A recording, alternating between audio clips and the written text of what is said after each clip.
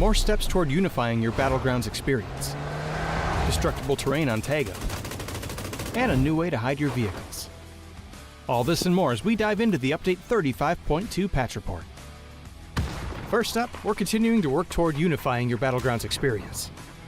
This update adds vending machines, previously a Miramar exclusive, to Erangel and Tago. You can also keep an eye out for medical vending machines that distribute first aid kits, bandages, and med kits. All these machines still have their chance at a jackpot, so test your luck when you run into one. In addition to this, Erangel is also getting Tago's destructible pots. Breaking these has a chance to give boosts, healing items, throwables, and even secret room keys. So embrace your inner Link and smash away. And speaking of destroying stuff, destructible terrain and the red zone have made their way to Tago. As before, explosives and the Panzerfaust will alter the terrain they hit, adding a bit more realism to that big, cool explosion. We've also added the pickaxe to the map for those who'd rather dig their trench a little more discreetly. For now, destruction on Tago will only affect terrain, so don't worry about the building you're in caving down on top of it. And on the topic of discreetness, you can now find vehicle camo netting on Erangel and Miramar. Deploying the camo netting to your vehicle will help it to blend in with the terrain around it, making it harder for enemies to see while obscuring tire positions. We've also toned down C4 a little by making it a deployable weapon that requires 4 seconds to set. This adds a little more risk to the reward instead of it being used as a nuclear grenade. There's also a new Survivor Pass, enhancements made to the inflatable boat, some improvements to the flare gun's UX, and lots more info about everything else we talked about. So be sure to check out the patch notes for full details. Update 35.2 is here. So pack your favorite explosives and get ready for a little light terraforming on Tago. Just make sure you hide your getaway vehicle from the other survivors. We'll see you on the Battlegrounds.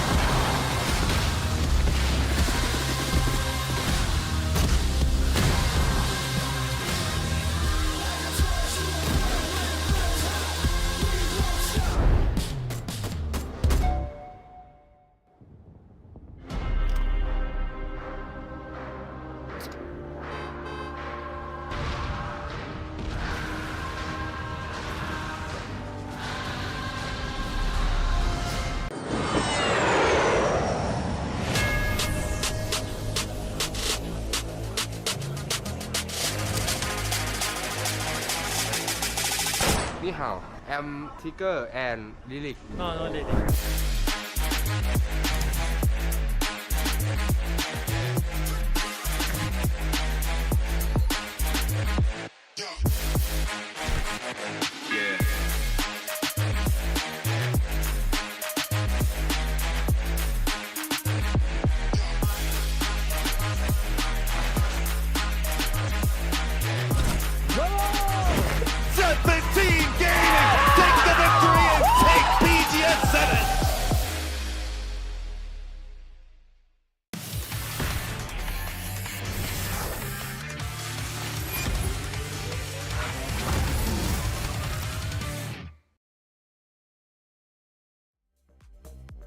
Welcome everyone to the PUBG Players Cup, and yes, I am back for a double dose of TPP action, but we've swapped out Cole. We're back with the usual here on North America. Well, I should say the Americas now. I am joined by Chunks, and Chunks, you know the story, but a couple of little changes. Looking like we've got something spiced up with a few new names and new faces inside of the PPT.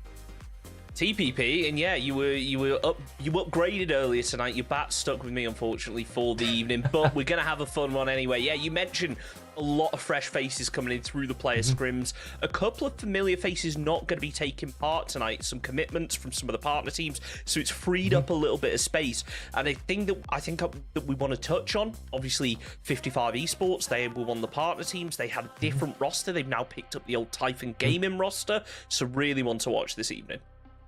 Yeah, they've picked up a new roster. A couple of changes as well. So for all those fans of Michael, he will not be taking part tonight for Empire. A familiar face in Wookie Bookie will be playing. But this is, of course, the PUBG Players Cup. If anybody wants to take part, it is very easy to do so. ! Register in chat. There will be scrims on Monday, Tuesday, Wednesday, and Thursday, I believe, if I'm not wrong. They're best of threes. You don't need to play in all of them. Sign up, try qualify, and you could be playing in next week's Player Cup. And if you play in the Cup, Chunks, there's a chance you can qualify then to the Super Cup a couple of weeks later. Yep, and look at the teams that have managed to qualify this week. We do have Team Liquid in the lobby, but you will notice some notable exceptions here. We don't have LG in the lobby this week, so that will free up maybe a little bit more kills. Now, we keep talking about how when those top teams, they drop those kills, we've got a squad like Mirror that are there to sponge them up. I want to see who's going to be able to take that spot this week. Yeah, it's going to be a pretty fun one to watch, and the big thing about this is we are welcoming new faces in. Teams like Let's Be, Team KZito are no more. They've been replaced by Team Kzo Cheddar because Team KZito have been picked up by an org. But there is a prize pull up for grabs tonight, so these cups are, there is some monetary involved with these. So $400 for the winner, $300 down, so on and so forth until 4th place. And again, anybody is open to register. And Chunks, not only that, you don't need to be 18. It is open for signups for everybody 16 and over. So for all those Wonder Kids coming through, it's a great chance to bed yourself and play against some of the best players in the world in a competitive format. Yep, and if you want to dip your toes into PUBG Esports, make sure you do !register in the chat. Get yourself signed up for the next set of player scrims, and you could be here next week. And furthermore, you could be taking part in that Super Cup with an even bigger prize pool, Gibson.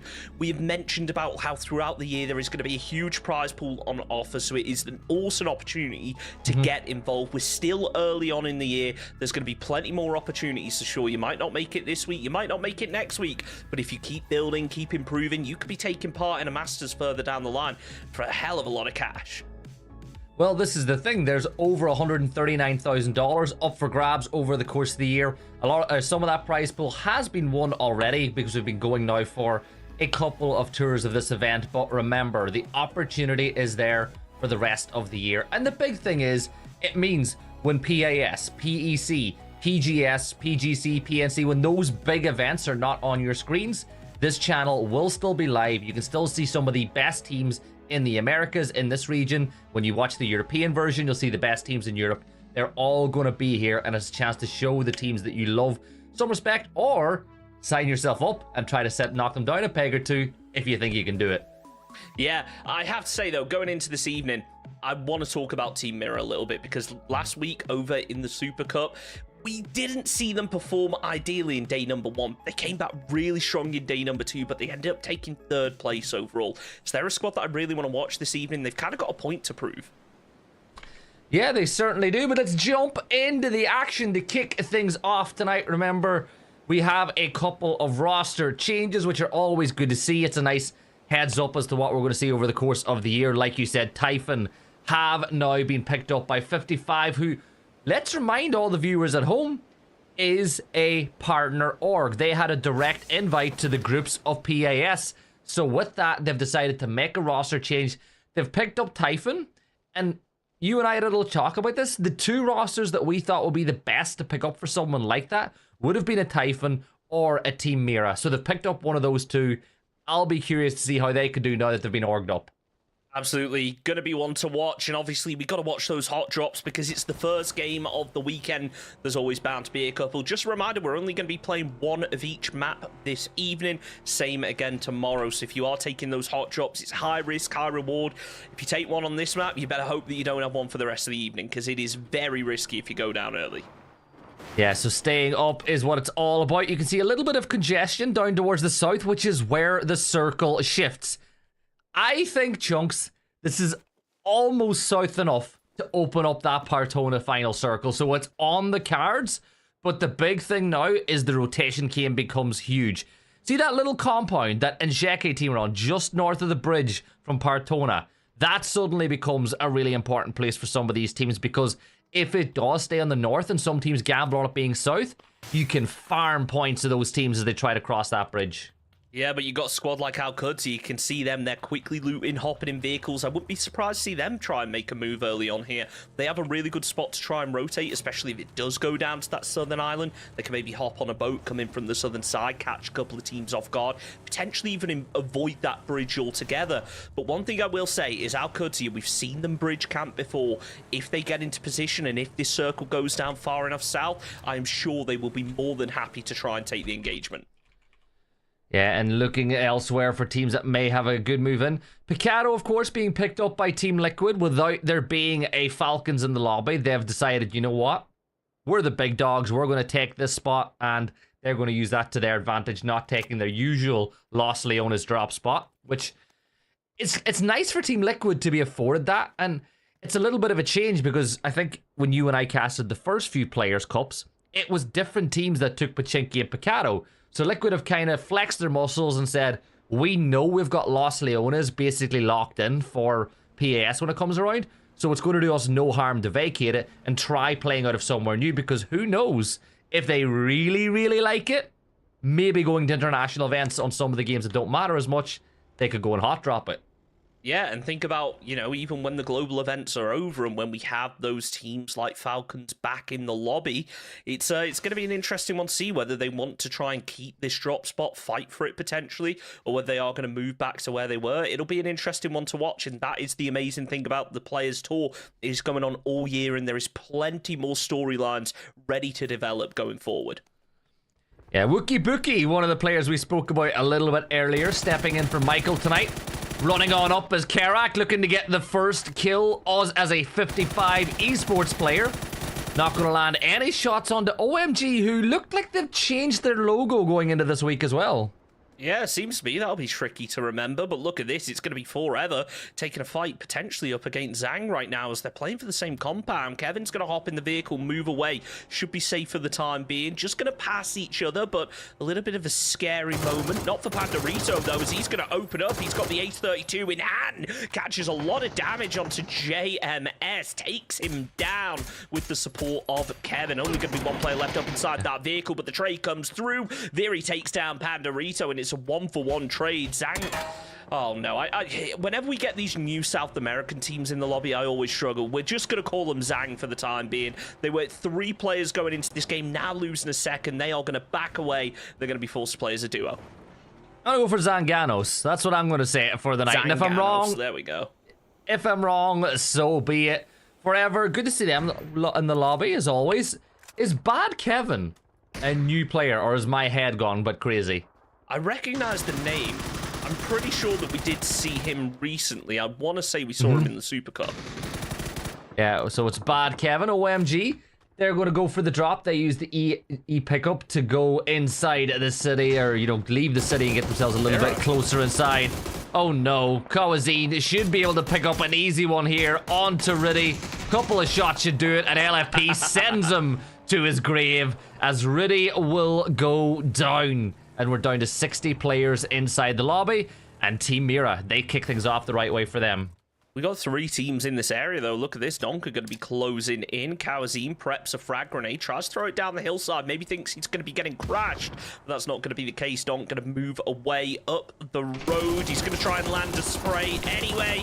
Nothing seemingly coming of it. But no, the vehicle, it spins out. Bit of damage now being found. LFP switches over to the MK, but it's too little too late. Kawazine sponges up on those kills. Fana to flush out both. Mira already on 3 kills, getting a start on this lobby right now. We wanted to see big things coming out of them after unfortunate performance in the Super Cup, and they are definitely delivering so far. But look at this. Team Liquid, top team from the Super Cup. Now Purdy Curdy getting close up to forever. Yeah, climbing that ridgeline, having a look, but forever they're going to get out of dodge as Team Liquid look to kick off their night the right way. Team Mira, though, we saw them pick up some kills. I had the chance to talk to a couple of the players over the course of the last few weeks, you know, whether that be in chat watching some of the PGS events, whether that was just through, you know, other methods. They really fancy their chances going into this year, right? They think that although they didn't do great in the first PAS, they think with the roster that they have now, that they can qualify for the likes of an EWC, for the next set of PGSs. And obviously scrims are great practice, but playing in competitive events like this, you know, events where there's money on the line, which does increase the pressure that little bit, I think this is great practice for them going into the second half of the year. Yeah, absolutely. It's about getting those reps in, isn't it? When there's something to play for, people always play a little bit different. When we look at scrims, sure, they can be good practice, but a lot of teams, they will kind of, once they start performing badly, they'll have a bit of a throwaway. It's not a like-for-like comparison. It's going to be Nauta Shot, the first team to fall, as Droider finishes off the job. Liquid looking to get proactive in the circle. They've got a pretty big 2-2 split right now. They do need to be careful of 55 Esports up to the north, but look at this. We talked about the southern circle. We've got a squad already way down on that south coast, banking on a hard shift down here, and that's what took down NTS. Yeah, NTS down another couple of players. Look, that's unfortunate for them, but for CLT, they'll say thank you very much for those extra points on the board.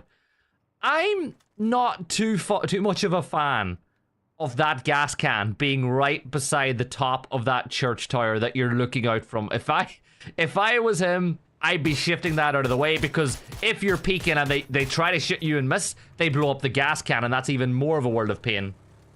Look at this, though. Rello up in the glider. It's something we've seen quite a bit of out of Alcudia right now. He's going to be scouting out for a bit of information. Will have spotted out 4 Adoras as they start to take some shots. The rest of Alcudia now going to be aware and looking in that direction. Yeah, and look at this, trying to spread the gap as well as one of our new teams, translating to gives me anxiety, which is exactly what it's like when I play in this game sometimes. But Team Mira are on the hunt. Vixen will find one, Fana the other. They're falling apart here inside the compound. The PP Bison from Darksedo will try to make a stand, but Team Mira, they're going to clear this position, even with the Bison, even with the fact that you can throw tons of lead at a very quick pace. I feel like they just have the numbers. There's just too many Team Mira players for Darksedo to deal with. It's just going to be one of those days from Team Mirror, isn't it, where they just start pushing and don't stop for the rest of the evening. Fakesin finishes off the job, taking out a team in 15th position. That's, what, 6 kills on the board in phase number 1. Not a bad start to the day for Adora's, having the opposite kind of experience right now. Not only getting pinned by Alcudia up to the north, but also CLT on the south, doing a lot of damage, catching them out in the open on that ridgeline. And look at this from Rello. He is using the to head down south. Let's see where that phase 2 circle pops. Yeah, I can't wait. 55 have called in the E pickup as well, just in case this goes to Partona. Ooh. And that shit, there's a chance. So you're saying there's a chance, but I'm looking right now, Chunks, and there's some real big bits of real estate that teams are going to want to play. This ridgeline right here is a place that positions are going to play. That junction compound that we just spoke about becomes incredibly important. But look at Trabajadores. They have decided to keep one player on side of this island just in case it shifts this way. Yeah, it's better safe than sorry in these scenarios, and ultimately not many teams are going to be too preoccupied with that bridge if the circle shifts up to the north. I think the assumption is going to be made by most players that nobody's going to be holding that. As Sparkin, he's going to be holding this compound solo. Luke 12 swings around the other side, trying to catch Forever in a bit of a pinch. Alo closes in at the last possible second, but it's Luke 12 to open up the engagement, takes Pandorito down low. Nubsky accidentally picks up a UMP for a second, switches over to the barrel, but it's not quick enough to be able to respond and support his teammate as Pandorito goes down. It's only going to be Nubsky left up, getting lit up by grenades right now, completely surrounded. Playing in one of those compounds that can be difficult to clear though, so this job is not done and dusted for Liquid just yet. Stun grenade will be thrown. That's going to go pop. That should open up the opportunity for Luke to push up the stairs. But I think he's waited a little bit too long, so they're going to throw multiple players at the problem. He gets one. But the Son-Off will trade it back. Team Liquid find Nubsky and Forever will lose one. And here comes trouble. The rest of Forever are on their way in here, Chunks. Slump's going to get knocked. There's one player. Bad Kevin's the only player left alive. Here comes Alo pushing up that ridgeline. But Team Liquid should deal with Forever here and now. And, well, not yet. Not yet, Chunks. There's a lot of things they should have done in that fight, and luckily they managed to come out on top. But look at this Team Mirror. They are just hungry for kills, and they just eliminate Liquid out of nowhere. Thana pops up, takes out the final two players. That's Liquid down in 13th. The Mirror in phase 2 are already on 9 kills. They're just going to have one of those days, aren't they? I'm so ready. Like, this is the thing about that team. Their ceiling is so high. The potential level is so high that I think they could really put together a very good year. All they gotta do is increase that floor. Make sure that the gap between the floor and ceiling is not as high as it currently is, and they could really make a good run of it. But Chunks, this next shift in the circle, this could be huge for all these teams because only one team is playing on the potential that this could go to Partona. Never know. And the thing is, they've only got one player down there as well, so they're gonna have to quickly get down to the south if the circle does shift down here. You got a team like Alcudia, they're holding that junction compound. They're gonna have prio if the circle does move down to the south. Speaking of which, we're gonna hop on board with D as he tries to pop her onto Tortuga. Velo not able to finish off the job as Tortuga opens up onto MHP. Unfortunately gets traded out. It's gonna be Infinite Void to finish off the job. Die trying his best to flush out the player. There's a lot of engagements kicking off. Only Infinite Void left up here for Adora's, taking some shots down the hill. Throws out the frag grenade. Is it going to be able to connect? Not before Cali peeks up over the top, finishes off the job. That's Adora's out in south. The circle has shifted to the north. Yeah, the blue zone as well inside phase 3, dropping the HP of these players as Team Queso Cheddar will be in this battle with OMG, who've improved slightly every single time we've seen them. 1608's been pretty good. That nade from Fairhopper is even better. Another player knocked in but Fairhopper, he got a bit greedy, but they get the kills. Talk about a third party as well from the Real Hunter there, able to take down Sabato. Only 2 players left up. They're going to have to try and group up down this hillside, use that deployable cover. But you got Alcudia pressuring them. Roth's already moved down to the east, trying to cover them, make sure that they don't get wrapped around upon. He's in the vehicle, should be able to find a decent angle. Works up the hillside, got the org in hand, being careful not to expose himself, but surely they're going to be aware of something, maybe preoccupied as the shots start to land through. Yeah, Roth pushing up that ridgeline. We know how aggressive and how much ground that Alcudia like to take, but damage coming in from Empire. But Roth with the 3x on the AUG will find the knock on the Zhao Lexi. Long range shocks, Alcudia are there, but that zone shift. Look at the position that Mira now find themselves in. The only team in the center of the zone. Roth did get knocked. He will get picked up by Royal, but no! Royal didn't land that shot. Shinboy from downtown on Empire will flush that one out. And Alcudia They will lose one unless D can get to Roth, but I think Roth in the blue has been left for his fate. Yeah, they're grouping up. They're only on the edge. They can't really do anything out of it. I have to question, though, the iron sights at this point in the game, was that a choice? You've got to think so. Surely they had enough loot to be able to find a red dot or something. As OMG, they try and open up with the 4x. It's Furhopper to take down Droysia. Tries to focus on the flush, but it's stolen away by Tony. Phase 3 closing in, and we only have 9 teams standing. It has been mayhem, and just look at this. A third of the lobby is currently playing for the same position out on the east, and you mentioned it, Gibson, that center area held by Team Mirror. These are 2 compounds that win so many games in circles like this. Well, you could see that all of the lobby was inside that circle that I just drew. Mira have control of everything else. You'd like to see a team move north, take some of the high ground. Oh, fella, you're not in a great spot right there, as we may be about to see a member of Trabajadores fall as he sprints across the sand, but he somehow manages to dodge the bullets as OMG could not make him pay. And with that, everybody is now inside the circle, but as we said, 8 of the teams are all on that western side.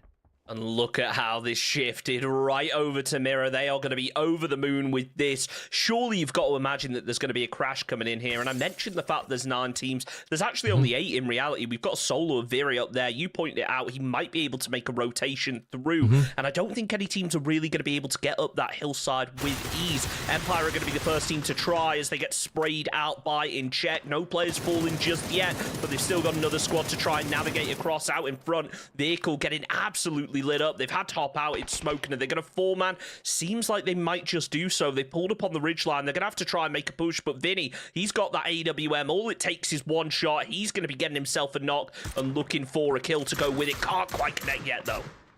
Yeah, but it just takes one shot with the arm to blow up all of Empire's plans. But Vinny is going to elect to one-tap with the barrel instead, saving those arm bullets. And look at that. The tire has been popped, so they might just be sitting ducks, our Empire. Trabajadores, they're moving into the circle now as Vinny keeps an eye on Empire, who are being forced into this push. The pop tire means they now have to crash this compound, and let's go already. 9 steps on up, but XP will find the first knock onto that one. Wookie Bookie wrapping up this other side. I can't remember, was XP Bale or Shinboy? I think it was Bale. I think it was Bale. As they move up, but Shinboy will find another. Empire making a really good job at the early stages of this crash. Belfrost moving up over the hillside as Wookie Bookie finishes off the job onto Jedshot. There's only going to be one player left up. They're not going to let him be, though. They are circling round, trying to finish off the job as Wookie goes for the heal. A seasoned TPP player right here, been around since IM Oakland, maybe before. That's the first one I recall. So hopefully he's able to use some of that old school knowledge to his advantage in clearing out this fight. But right now, it's going to be Hibbert laying in that corner, trying to hide away. He's got the M249. So hey, at least if they push him, he's not gonna have to reload. Yeah, and I think he's realized this is TPP, so you can't hide behind those boxes because they will spot you out.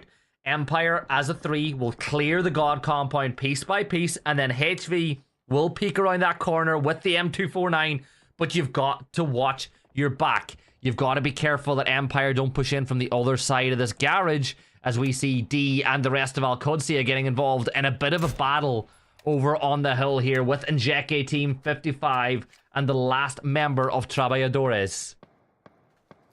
Andrew gets himself a knock onto Cowboy, but that draws the attention of 55 Esports. They look up the hillside, trying to make something happen.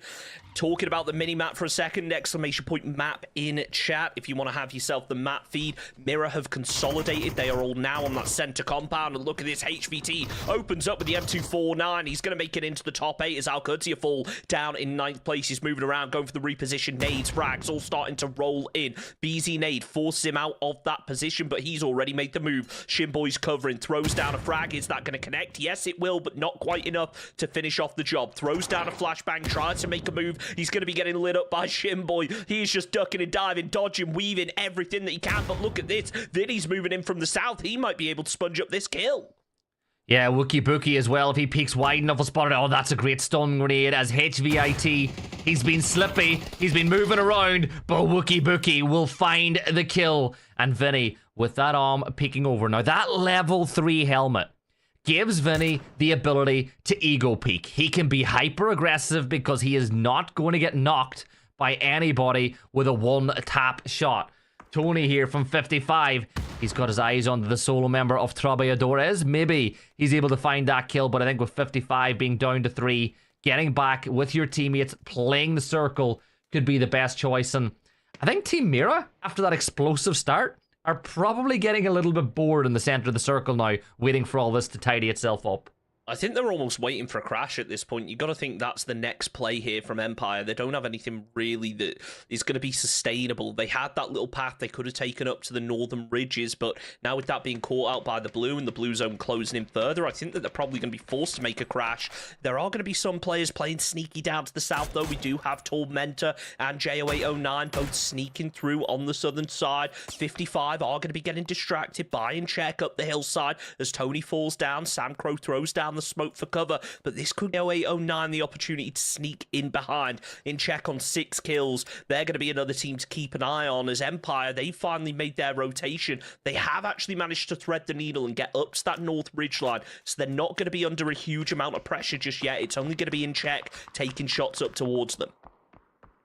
Yeah, J0809, who's been one of the players on this Oh My God team that, you know, has improved week over week and put up some nice little clips for himself. Not really much he can be expected to do here. It's phase 5. He's got a jammer pack, or he doesn't have a jammer pack, sorry, so he's going to struggle with getting into this next circle safe and sound, particularly with the damage that phase 5 will be affording him. And you feel like 55, it's, you know what, based on their movement, I don't think they're aware that he's here, but we do know that Empire were aware that one's here, and just as I said that, Tony also wiped out OMG, so we lose 2 teams in the blink of an eye. So we're into the top 5 in phase 5. Tormented going to try and sneak his way through, popping that first aid. He's got none left to work with, and, well, it doesn't really matter when Tony lands a spray like that. We're down to the top 4 already. This is such an open circle, and yet again it shifts over to Mirror, so they're going to be happy about this one. They do need to be cautious of a potential crash coming through from Empire now, because, again, their options are becoming more and more limited. They are in pretty much a valley. They might be able to play a bit of that hillside up to the west, but it is very open, very barren. As in check, they're going to rotate a vehicle. Vinny, I think it's a bike that he's on, he's going to start making his move down. No, he's got a buggy, so he might be able to salvage a little bit of a ridgeline. Seems to be the case now. It's just a case of the rest of the squad trying to make a move, and Empire, they're just scouting out. I think this hillside across from them is probably their best bet if they want to avoid crashing. Yeah, and you think about circles like this too, and there's certain positions that become real, you know, really all you've got. Like that little set of boxes that you have in front of Empire is a position we see teams play quite frequently because the compound that Mira is in right now will gatekeep the rest of the circle. Empire try to move up the ridgeline, but with a pop tire on the Bronco, you're never going to get very far. Shin Boy will move up as well, but Team Mira, it's simple, it's easy. It's 11 kills for them now from this position in. And they are stacked as well. Look at the utility. They've all got fresh gear pretty much. They've got plenty of ammo. They're going to have no problem taking these late game fights, even if they do have to move out of this compound, which appears Kawazin's going to start making a move already. Vinny trying his best to land those AWM shots. Did take one over towards Fakes in, but wasn't able to convert it over to a knock. He's pretty limited in terms of ammo on this, and there's no bodies around he's going to be able to loot off of. So I think right now it's just a case for in check where they wait a little bit, see how this zone pops, and then try and take a close range fight soon enough. Yeah, and looking at what's happening elsewhere around the circle, 55 are going to put everybody back inside their compound as they get ready for their next move. And the real thing is who hits who first. You've got a couple of strong teams in Jekka Team, Mira, and 55, all with 4 or 3 up. For Empire, for Shinboy, it's just about waiting it out to see who will be the first domino to fall. And 55, they look like Njeke Team is the one that they can get an eye on from this position. Psycho trying to find something. 5 kills on the board for 55 Esports now. Definitely a strong performance considering the positions that they've been forced to hold. Really on the back foot on most of their fights. So at least salvaging something and now making it into the top 4 as well. Vinny being very careful about taking those shots and he just isn't able to line it up in the end. Only got 5 of those bullets in the AWM left now. He's going to try and find something, but right now just not ego peaking as such, even though with that 3 helmet, he definitely has the possibility to. Phase 7 is about to pop. We'll find out where we go, and honestly, with how close most of these teams are to the edge, I can imagine it's probably going to be a very open end game, and this looks really good if you're in Czech right now. You can wait for those teams to be forced out by the blue zone and try and shoot down the hillside, use that high ground, use the open fields ahead of you to try and sponge up some kills and make that fight a bit more in your favor going towards the late game. This building right here, that is where you'd expect 55 to be making their send, and that's exactly what they're going to do, but LFP will fall on the way on in. But just getting there a few seconds before Team Mira will slow down their push. Shinboy, he's got to make his move out through the open as they Ali G shooting all around him, but eventually Andrew will hit the shot that matters. 4v4v2 now, and Team Mira with a convoy of vehicles ready to go. Where are they just going to full send this crash? Do you think that they full send, or do they take the hills and push up towards Njeke team up on the ridge? They're going for a Njeke team. I love this from Team Mira. They're not even worried about 55. They know that there's only 2 players. This is their priority. Andrew tries to open something up, but it's going to be Kawazine that lands the spray to get the knock first. Andrew's now going to be getting flushed out. It's 55 Esports doing what they can to try and third party, but look at this. The rest of it check. They're already starting to move down the hillside. RNZ gets taken out. Psycho able to get the knock. 12 kills on the board now for Team Mira as they realize this ridge line's going to be clear. They are throwing nades right over the top. Not quite able to connect yet as Vinny pops up, able to catch one in the open, but he can't convert it over to the knock. The flashbang going to be the best hope for him right now. Molotov lands on the ridgeline, trying to stop Fakes him from being able to peek up, but he gets caught with a frag grenade too. Team Mira are just absolutely sweeping this circle. Tony third party might be able to take down one, but somehow gets down to cover. Kawazine throws out the BZ nade into the smoke, trying to force in Check to move as more smokes come down. Vinny finally peeks up, but he can't find anything either. Team Mira somehow invincible in this situation. Selfish the first player to fall. RNZ tagged up. Fanna able to get the knock. Frag grenade finishes off the job. Vinny making a last stand over at the vehicle, but no, it's not going to work out for Mira. They lose yet another one. Psycho flushes it out, gets a third one. 55 are sponging up right now, and Mira are regretting this push. And now there's only 1 player up on the hill for LFP. He's got 2 players to deal with. The circle shifts back towards Tony, but at this moment in time, Psycho has got to move first. You've got to find a way to isolate Psycho and take on that gunfight and then cross your way down to Tony, who's going to wait. Tony's going to peek. Oh my god, don't peek this, Tony! He gets his head taken off him. You did not need to do that, and you may have just handed the game back in to Team Mira. The Lamborghini moving on in. Psycho going towards Tony, but it's a race between the two. LFP, he gets there first. Stun grenade will be thrown, but a nade in the hands of LFP. One thrown inside as well. Both these players using utility to try end this game here and now. Psycho will fall to 24 HP as he begins dodging his way back. But there is the smoke. This is going right down to the wire, and it is an AUG up against an AUG here, Chunks. I am loving this right here and right now. LFP tosses the grenade, but it doesn't hit. He just looted more nades off the body right now. He is happy to finish this in a red zone as the smoke is going to be used by Psycho. He's jumping, using that third-person perspective, trying to gather a little bit of info, but LFP is not giving anything away right now. He is full boosting. He is preparing for this fight. He knows it's a 1 versus 1. It is difficult for him as he tries to gather info. He's just gathering more util right now. 5 flashbangs, which I'm sure he's going to be throwing out sooner rather than later, just waiting for Psycho to open up. But right now, Psycho, he is closer to the center of the circle as it slowly closes in. Both players being very cautious, and now Psycho, he's got himself that deployable shield, decides to reposition it. He's buying himself a little bit of cover. He can also jump on top of that shield to get that extra bit of information if needs be. He's going to move once more, put down the shield, play the other side of the road as that smoke will begin to dissipate very quickly indeed. More blue smokes being thrown, more cover for Psycho, but time begins ticking away. The question now for LFP becomes, I have one nade remaining. There is a ton of smoke. I'm going to start throwing my utility off. There's the first one of those stun grenades, as his rebuttal will be a bit more smoke of his own.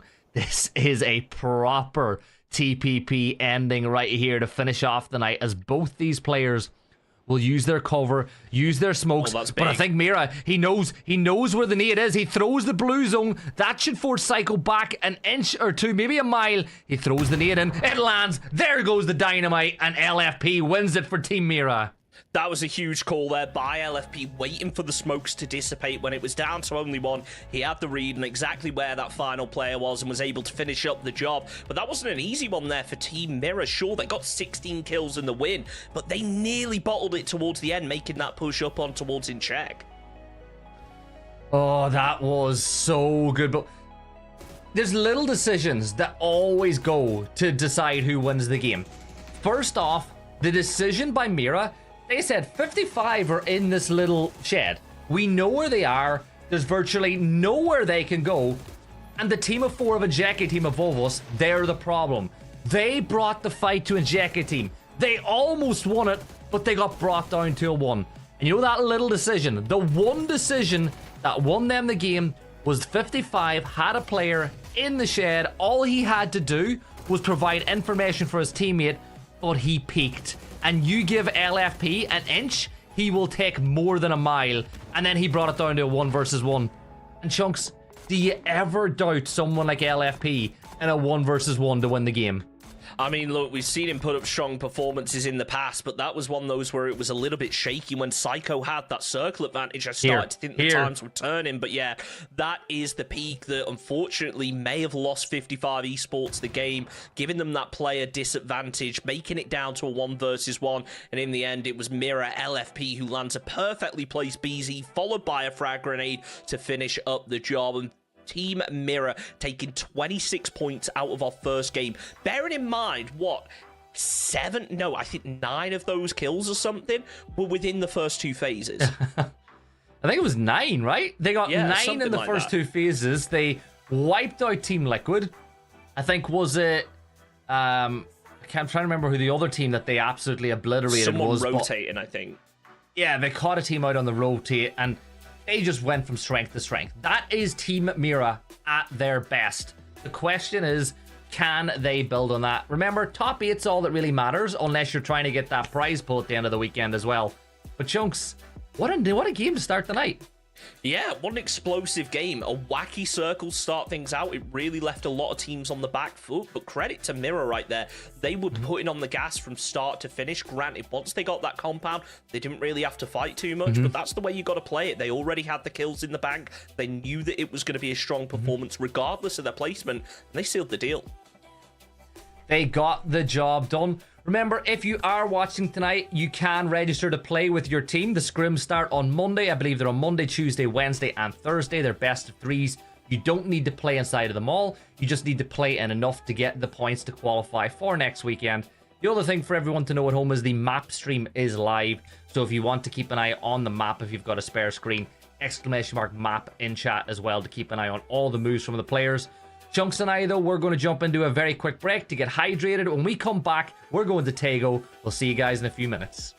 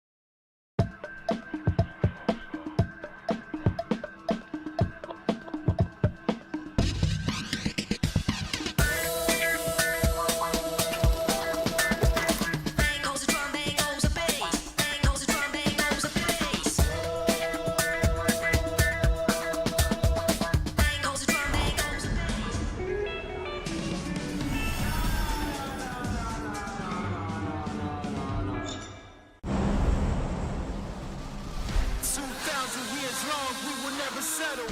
Hard days, no way, we're the heavy metal. Real life, main stage, tear it up, rebels. Like a torch to a flame when it burns hot. We won't stop.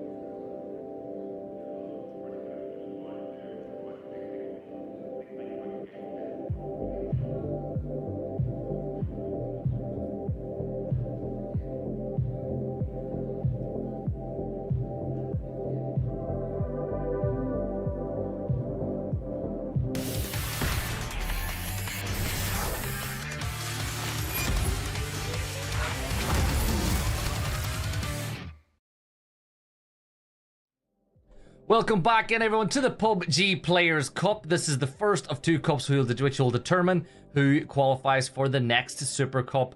One match is done and dusted, Chunks. Mira taking the opening map inside of Miramar, but there's still 3 more games to go, and we got Tego coming up.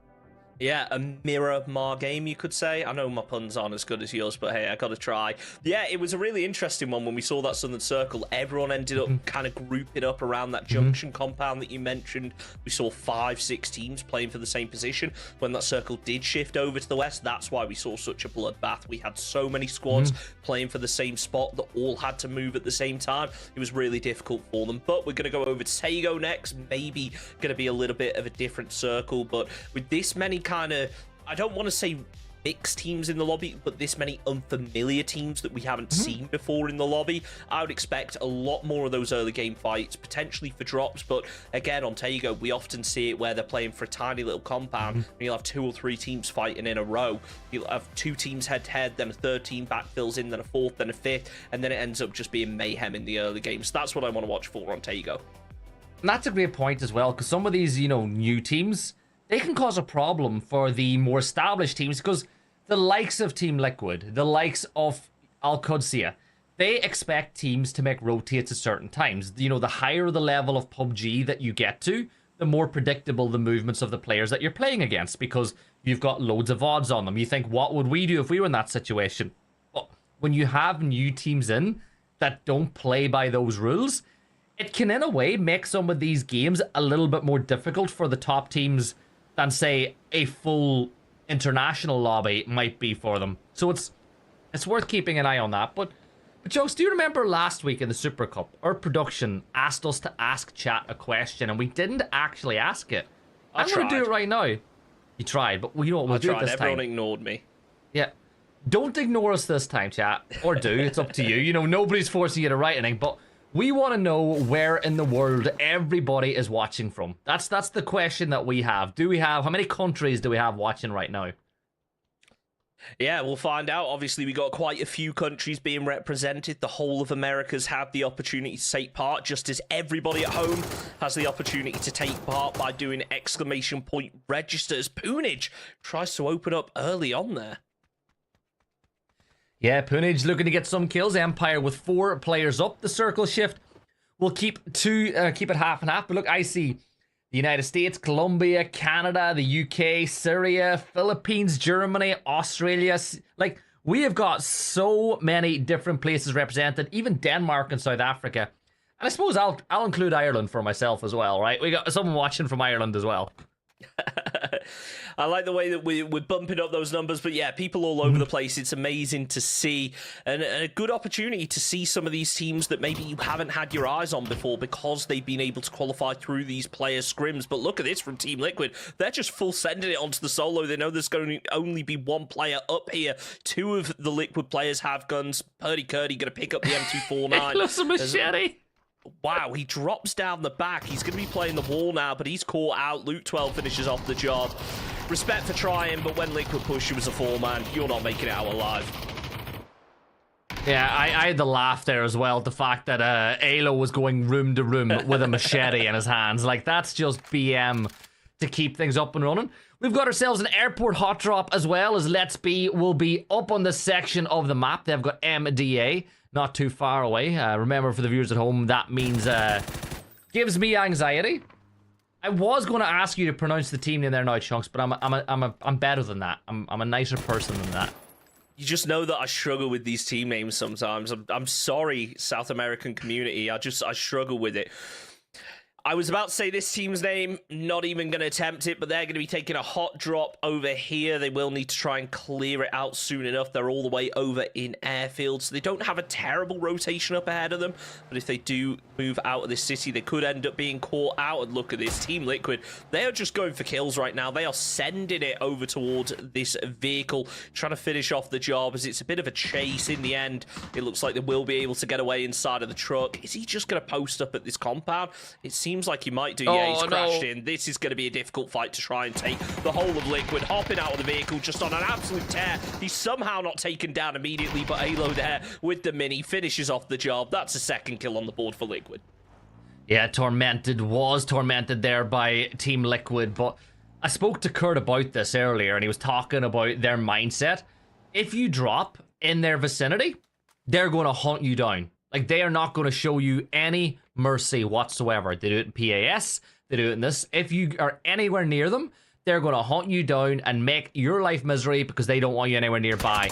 But jumping back into Meda Amciedad, they're going to get involved with a fight. 9 will jump up over the wall, and I'll give him an 8 for that one, as he didn't quite get it done as quick as I'd like. But Let's Be drawing first blood. Ready in the open here as well, as toes might just be shown, but I think that there's an effort. Oh my god, Jet shot! What a headshot that was! Was that? No, I think that was an off angle. I got really excited. Somebody else with a dragon off. No, they were teaming together to get that kill. Really nicely done. As Shifto getting caught out from range by 9. He's going to be the only player left up right now. And talk about give me anxiety. He is struggling right now. Going to try and make a run away from this, but he again is in a 4 versus 1. Let's Be. Surely they've got to try and hunt this down, finish off the job. 9 has the Panzer, could potentially be enough to get the kill, but at this kind of range, it looks like Shifto might be able to make it over to safety. Yeah, he's got to get a shift on and get on out of there. No vehicles, he's going to have to use his Lamborghinis to get his way inside the circle from here, but a long way to go. Getting back into it, this circle, Chunks, is very split between the 2 islands. A lot of teams up on the north. I can see that Al-Qudsiya, and you can see on your screen right now as well, they're trying to hold out another one of our teams on the north side of the circle. That's North Shot being held by Al-Qudsiya, and too far away from them is 55. And oh my god, Shifto gets his one. He was going to get the Panzer kill then, but no, Shifto manages to catch 9 out of the vehicle. Will be able to flush it out as well, so at least getting a point on the board for MDA. Flashbang lands down, not close enough to get the kill as HVIT boosting up, gonna let the rest of his team close in before taking this fight, but he will try and land the nade. That might be enough to finish off the job. Does a little bit of damage, seemingly not enough to get the kill. Maybe the second will have more joy. It's even closer, but not quite enough to Shifto. He's managed to med up, goes to the peak, gets caught with another frag. And Let's Be, come on, close up. You got to finish this one out. I don't know how he's still alive and standing, but this is a great job from Shifto, because even if you don't win this fight, you're causing big problems for Let's Be. You're ruining their rotating. D-Chill almost gets that knock from a side, but Shifto will throw another smoke down. HVIT, he's going to go for the drive-by. Jetshot will get the kill. And Let's Be, they get their 4. They lose 1. That's about the ratio you want to go with on a hot drop. If you can get all 4 kills and only lose 1, yeah, you've lost a player, but I think you will accept it as Northshot. These Northshot are really in a rough spot now as Al-Qudsi as D. He's got them tied down, but great shots fired back the way from Alan. Yeah, D not just able to land any as of yet. NTS, they're going to try and move in to get one of these revives, but it's going to be difficult now that Forador is a third party in. Down goes 1. It's left to just a solo for NTS right now. Infinite Void trying his best to spam through the smoke, maybe flush out another one of those killed. Al-Qudsi, they're going to be repositioning, potentially looking over towards Foradoras as well now. It's only really going to be D in position to take shots onto this, so Al-Qudsi need to think about repositioning if they do want to engage onto Foradoras. Yeah, Al-Qudsi, they've looks like a couple of them are falling back. Relo's going to rotate away. Cowboy is still holding the bridge, but D, yeah, a couple of nice shots there from the MK. He'll get the knock onto Alan Mack, and he's wrapping around to try to get this flush off without exposing himself too much of the potential of a shot coming through the other way. 3 nades in the back pocket, Chunks. All he's got to do is get that arm going, toss it right into the mix, or just spray through. Alan Mack is back on his feet, but D will tag small with a little bit more damage. Al-Qudsi, it's still a 2v2. Like, this is by no means over for Northshot if they can find a knock onto one of these Al-Qudsi players.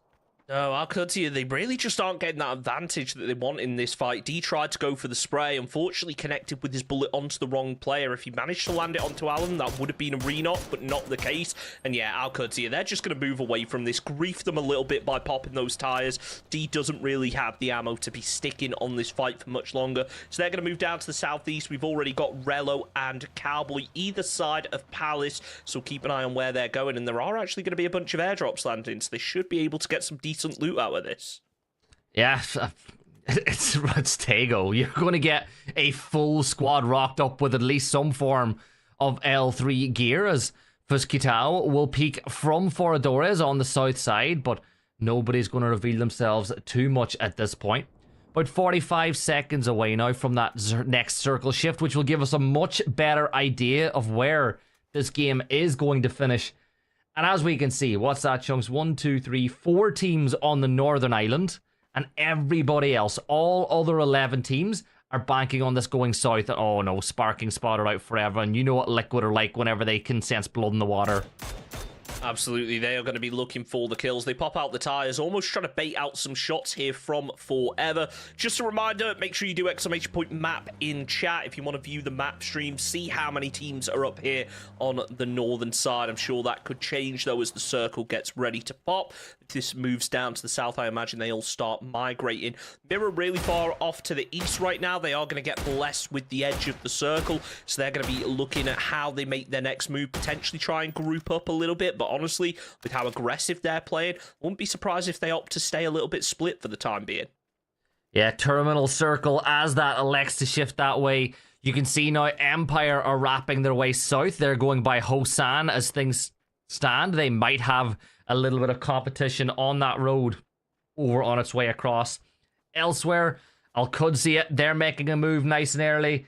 I'm looking a little bit elsewhere, and I think Foradoras, they're going to be trying to deal with that fight up towards the north that kicked off a little while ago.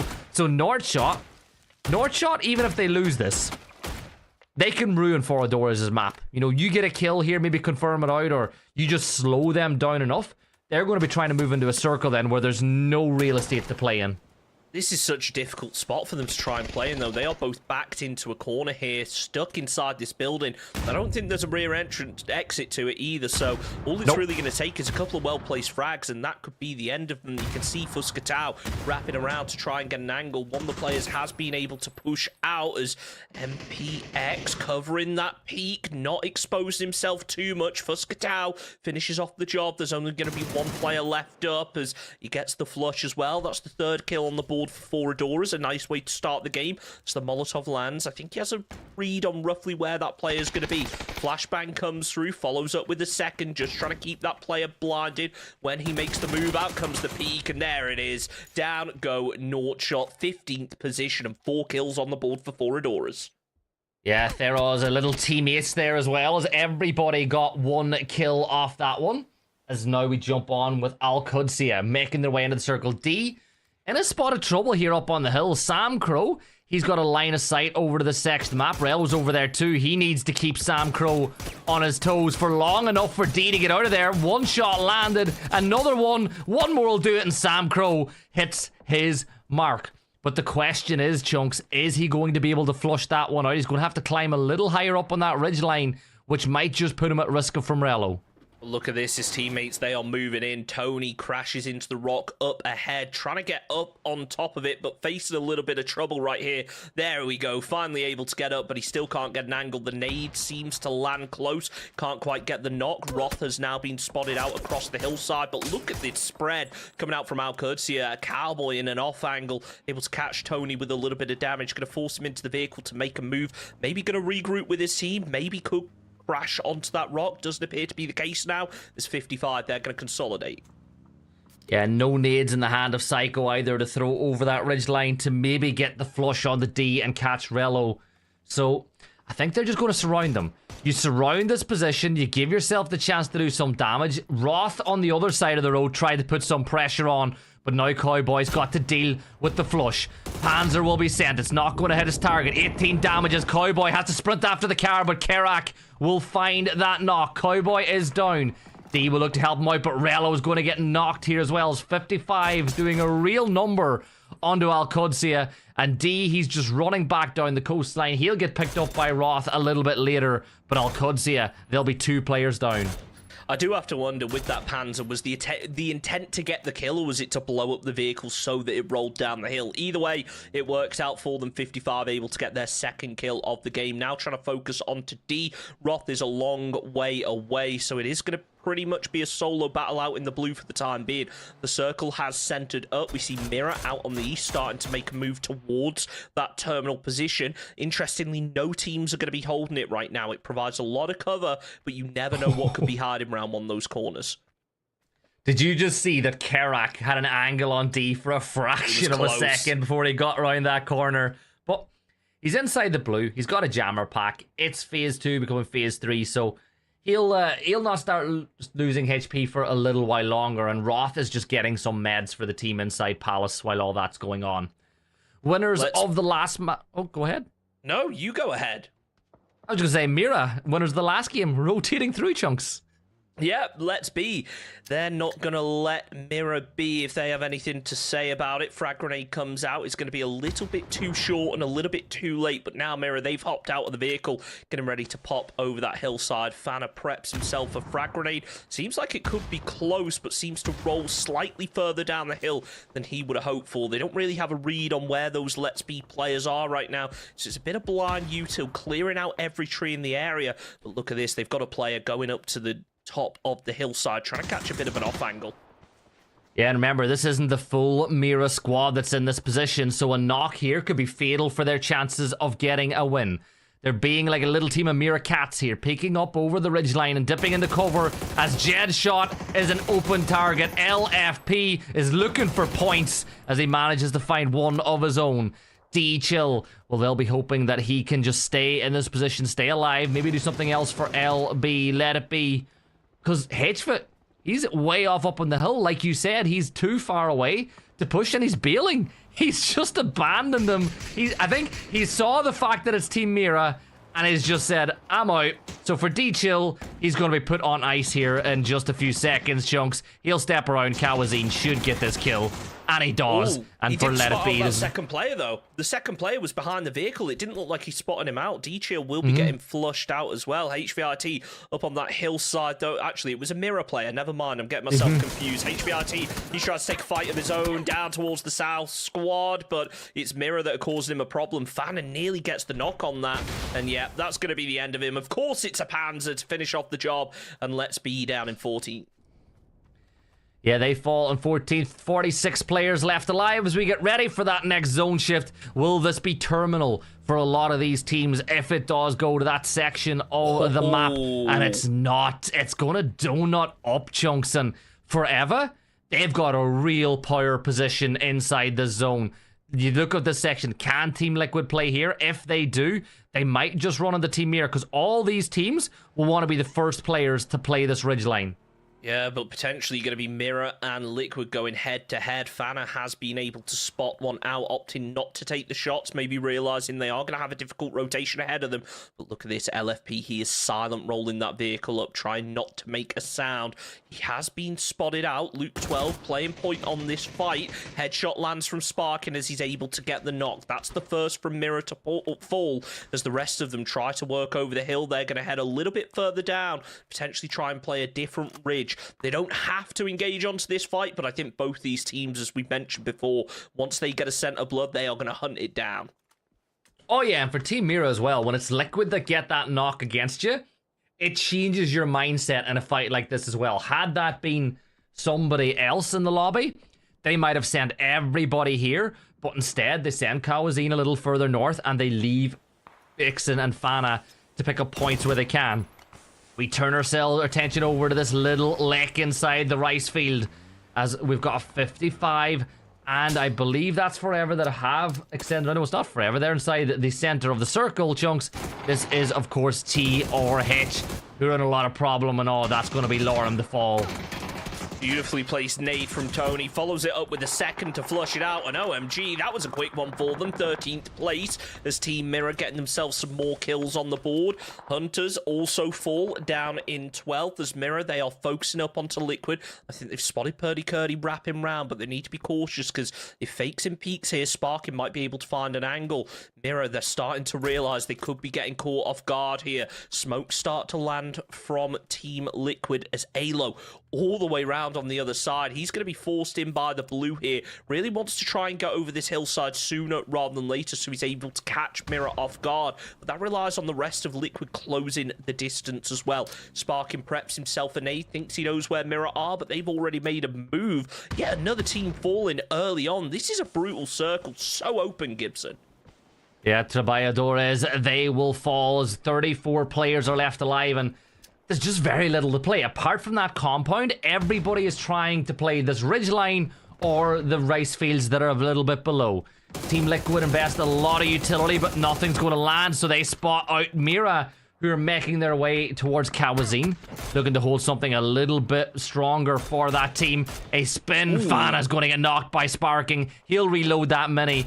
But look at this. He's got another chance, and oh my god, Sparking, you gotta behave yourself. That's a quick couple of taps, and now for Team Mira, it is just Fakesen. That's the last player left standing, and I can't see Fakesen going for the res. He's just going to try to scramble and get whatever points he can for his team inside the fields. But Liquid, what shots they were from Sparking. Oh, it's all right. Fakesen's just going to try and take a 1v4 right now up against Foradoras as the nade starts to land through. He will be getting spotted out from all sorts of different angles. That's going to be the end of him as it's actually in check that finish off the job. 55 Esports, though. They've got 6 kills on the board. They've now got Empire closing in. Hunage is going to be spotted out by Samcro, but he can't land the spray. The position now all for naught as Molotovs start to land through. Not catching any of the Empire players, who, by the way, are back up as a 4-man in this game. They were down a player in the previous one. Nays landing close. Samcro being careful not to peek, using that third person. Spots out Shinboy. Lands a headshot, but he just can't convert it over. Yeah, you got to be aggressive now in this situation if you're these teams, because you get a peeker's advantage. If you look up over that ridgeline and spot out where they are, you can see that not too far away, mortars are landing in the distance as somebody is attempting to find kills onto this battle from afar. Punage will begin to lay down that smoke. The whole conquest here is to isolate every single member of 55 to give yourself the best chance of winning a fight, and Wookie Bookie will draw first blood, Chunks, and that's a big kill. And now Punage will go full shift W over the ridgeline, and he finds Samcro. Amazing knock there from Punage, taking down Samcro. Follows it with a second. Psycho also to fall. Tony, he's hopped in the vehicle. He's making a move. And a no-scope kill from Punage. Absolutely huge. Yeah, Punage will manage to land that a headshot nonetheless as he gets the job done. And Empire doing great. Tony now the last remaining member of 55 Esports. 4 kills for Empire. And looking at the map and looking where they're at, they'll definitely be able to work their way into the circle if they can clear the sneaky little team pushing in from the other side. And that is the Bees and Team Zhang. They'll struggle if these mortars land any closer, though. That was close indeed. Balefrost playing point up against Zhang, trying not to get stanged right now as Tony spots out one, tries to land the spray, and the mortars now landing over on towards in check, taking down 2 of them. Sparking peaks up to flush out Andrew is in check. They were in such a powerful position. Now it's been significantly weakened. Only going to be 2 players left up, RN0 and Selfish. They are completely split apart. Nade finishes off Vinny. We're into the top 9, so 1 more team needs to fall. Then we make our way into placement points. Fuskatao playing point on the rock, but not wanting to overexpose himself. Yeah, Fuskatao, 4 Adora. He's got 3 kills as they have 7. What a nade that was by Infinite Void. Let's see if they can capitalize on this situation. Void has another nade at the ready, it looks like, but isn't going to elect to throw it just yet. Liquid, they've got to move into the circle now. Did they push forever, who still hold this compound? But look at Punage. He might be about to run into a spot of trouble here, Chunks, as he moves up towards Luke 12. It looks like Liquid, they're actually going to try and push into this compound, potentially. They've spotted out Punage, though, and Luke will finish off the job with the vehicle explosion. There it is. They are pushing over this hillside forever, losing Slump as Balefrost on the other side of things tries to open up onto Zhang. He's not been able to just yet. Maybe doesn't have the info that the res has come out. He's got no util to work with. He doesn't want to risk peeking. RN0 goes down. In check are just losing players, but somehow getting them back up. They've still got 2 left, and they're certainly going to try and keep it that way. 9 teams left alive, and Jekka team, like you said, are still trying to salvage whatever they can out of this game. Empire, 4 kills for them. They did lose Punage, but Zhang are there. Al-Qudsiya Roth will eventually go down at the edge of the circle, and now Fuskatao are on the move. Foradora is in trouble. Team Keizo Cheddar, they've been eliminated. We're inside the placement points now as we look elsewhere, and Tony will say thank you very much for that free point. Taking everything that he can right now. 7 kills on the board for 55 Esports and a 7th place finish. Really good performance from them to be able to get those points, because ultimately the placement were not enough for them. Zhang go down, JMS eliminated. Wookie Bookie there to finish the job. But look at this, Team Liquid. They've got 8 kills on the board. They're looking to try and make it 11 as Bad Kevin spotted out at the rock potentially. The Molotov landed down, but he's been able to get away. Luke 12 does get eyes on it a little bit too late. He's focused over towards that rock as Kevin gets down the hillside forever. Still 4 players left up, but Alo, he's got that Panzer, tries to land it in between the wall and the building, but no player's going to be there, so no damage being found. Yeah, the big thing about crashing a compound is always keeping all 4 players up whenever you get there. That's what Team Liquid have done. And because of that, Forever have fallen back. And that means that there's one isolated player, Nobsky, is where Luke 12 is going to be going. And if Luke 12 manages to make this cross, he might just be in a spot of trouble. Sparking, though, will find Panadorito and flush it out as he hits kill number 5 for himself. And now here comes the cavalry towards Nobsky. He's in a world of pain right now, Chunks, but he's got the shotgun. And you and I have both seen the damage this can do.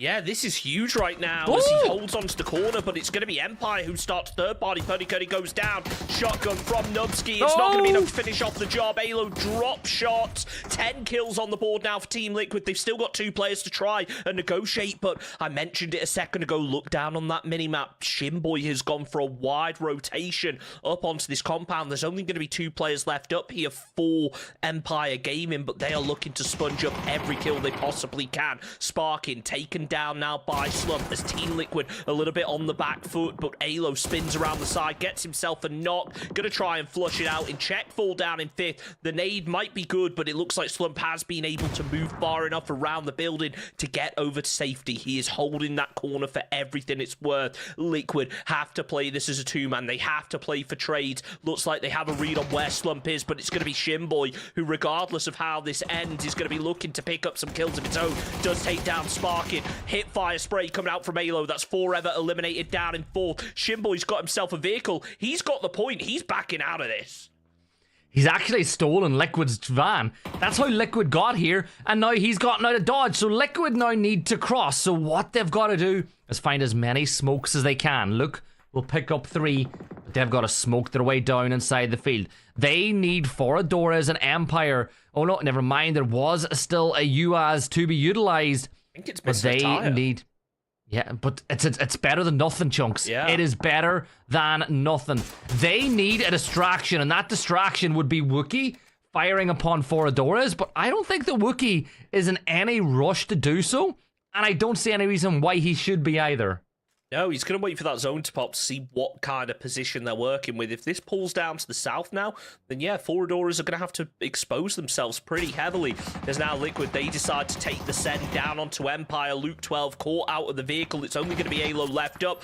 Pulls up, but he's tagged as well. Shinboy goes to the reload, knows roughly where that player's going to be. He's moving along with the vehicle. Out comes the flashbang. Could be enough to finish off the job. Maybe going to try and spray underneath, but for the time being, it's not going to connect. Alo is at the opportunity to pop that med as a flashbang comes through. He is still just trying his best to follow that vehicle as it gradually rolls away, throws down the smoke for a little bit of extra cover, and actually decides to hop inside of it. A bold move from him there, but it seems to have paid out so far. And look at this, Foradores, they are closing in for the third party. Alo can see, by the way. Alo can see exactly where Wookie and Shinboy is because of the way the smoke has bloomed. But Wookie Bookie will find the kill. And here come Foradores. This is it. Fuskitao with a P90, though, and the level 3 gear. That's going to be problematic. He swings around with the hip fire, and he finds Shinboy, leaving it all down to the Wookie.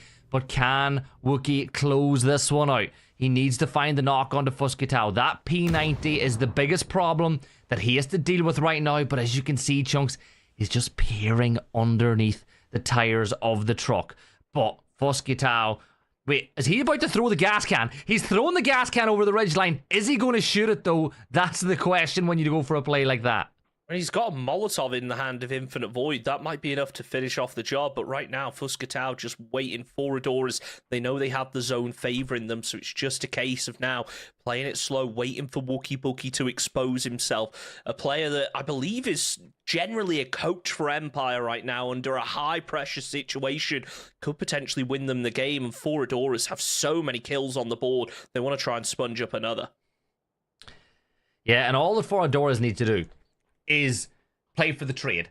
Fuskitao is level 3 gear, so he can peek. If you're Infinite Void, just play off the back of that. You should not be losing this situation.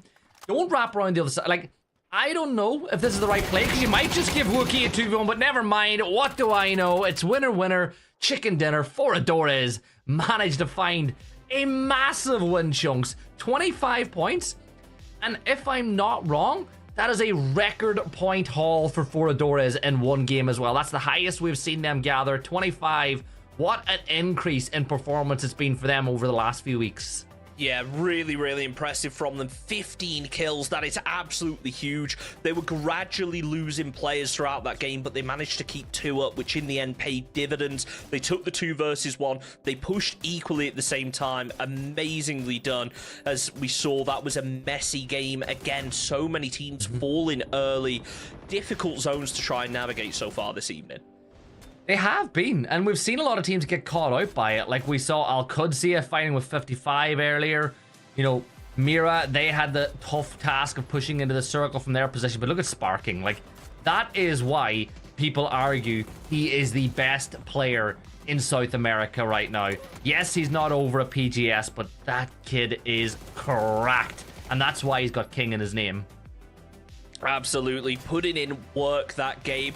I gotta say though, props to Empire for being able to third party with Shinboy as a two-man, by the way. To make that push is so bold of them.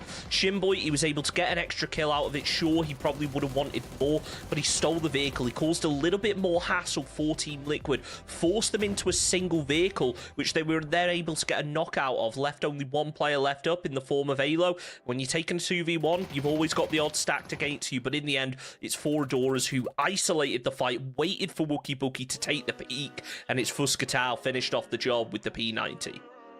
Yeah, great to see them picking up 25 points, which will rocket them up the leaderboard. Liquid with a 12 kill game of their own will grab 17. Empire with 14, as we see a couple of the big name teams grabbing tons of points. And even Team Mira, with a bad game by their standards, pick up 4 points, which is better than getting nothing, because we've seen that happen in the past. They'll be happy. They'll keep climbing that leaderboard. But I'm looking at the other side, and it's been a tough night so far for the real hunters in North Shot. Yeah, I mean, there was so many points getting sponged up by teams like Mirror, 4 Adoras that have just put in work so far. It's nice to see Empire up at the top end of things. They're a team that they've really been kind of 5th to 8th through most of the player cups that we've dealt with so far, but good to see them starting out strong. Let's hope they can keep that momentum going. But there is such a point disparity already, Gibson. It's going to be difficult for a lot of these teams, but when you look at the difference from 7th all the way down to 16th, there really isn't much in it. It's like there's 6 points between 7th and 16th. This has been a case, I know it's only 2 maps in, but it has been a case of the rich teams getting so much wealth when it comes to points. They're loving every single second of this, Chunks. But what that also means is that if you're on that wrong side of the table, you don't even need a win. You could get yourself 2 or 3 kills and find yourself jumping into that top 8. So it means that things are getting good to see, but really, really happy for Foradoras. Like you and I said going into this, we want to see newer teams coming in, whether they are standalone TP or FPP players and TPP players, or whether they're like a team that comes from lower down the tier system inside of the ecosystem, coming in, using this opportunity to get better. And Foradoras, they've done that. They've improved every single time we see them. Now, we're not saying that they're world beaters, but it must be really good for them to get a massive chicken dinner like that to show that they have the ability to do so. Yeah, really impressive from them. They just got to keep up that momentum now. We're going into Rondo 4, our next game, but for the time being, we're going to take a quick break. We'll be back in just a couple of minutes. More steps toward unifying your Battlegrounds experience. Destructible terrain on Tago. And a new way to hide your vehicles. All this and more as we dive into the Update 35.2 patch report. First up, we're continuing to work toward unifying your Battlegrounds experience. This update adds vending machines, previously a Miramar exclusive, to Erangel and Tago. You can also keep an eye out for medical vending machines that distribute first aid kits, bandages, and med kits. All these machines still have their chance at a jackpot, so test your luck when you run into one. In addition to this, Erangel is also getting Tago's destructible pots. Breaking these has a chance to give boosts, healing items, throwables, and even secret room keys. So embrace your inner Link and smash away. And speaking of destroying stuff, destructible terrain and the red zone have made their way to Tago. As before, explosives and the Panzerfaust will alter the terrain they hit, adding a bit more realism to that big, cool explosion. We've also added the pickaxe to the map for those who'd rather dig their trench a little more discreetly. For now, destruction on Tago will only affect terrain, so don't worry about the building you're in caving down on top of it. And on the topic of discreetness, you can now find vehicle camo netting on Erangel and Miramar. Deploying the camo netting to your vehicle will help it to blend in with the terrain around it, making it harder for enemies to see while obscuring tire positions. We've also toned down C4 a little by making it a deployable weapon that requires 4 seconds to set. This adds a little more risk to the reward instead of it being used as a nuclear grenade. There's also a new Survivor Pass, enhancements made to the inflatable boat, some improvements to the flare gun's UX, and lots more info about everything else we talked about. So be sure to check out the patch notes for full details. Update 35.2 is here. So pack your favorite explosives and get ready for a little light terraforming on Tago. Just make sure you hide your getaway vehicle from the other survivors. We'll see you on the battlegrounds.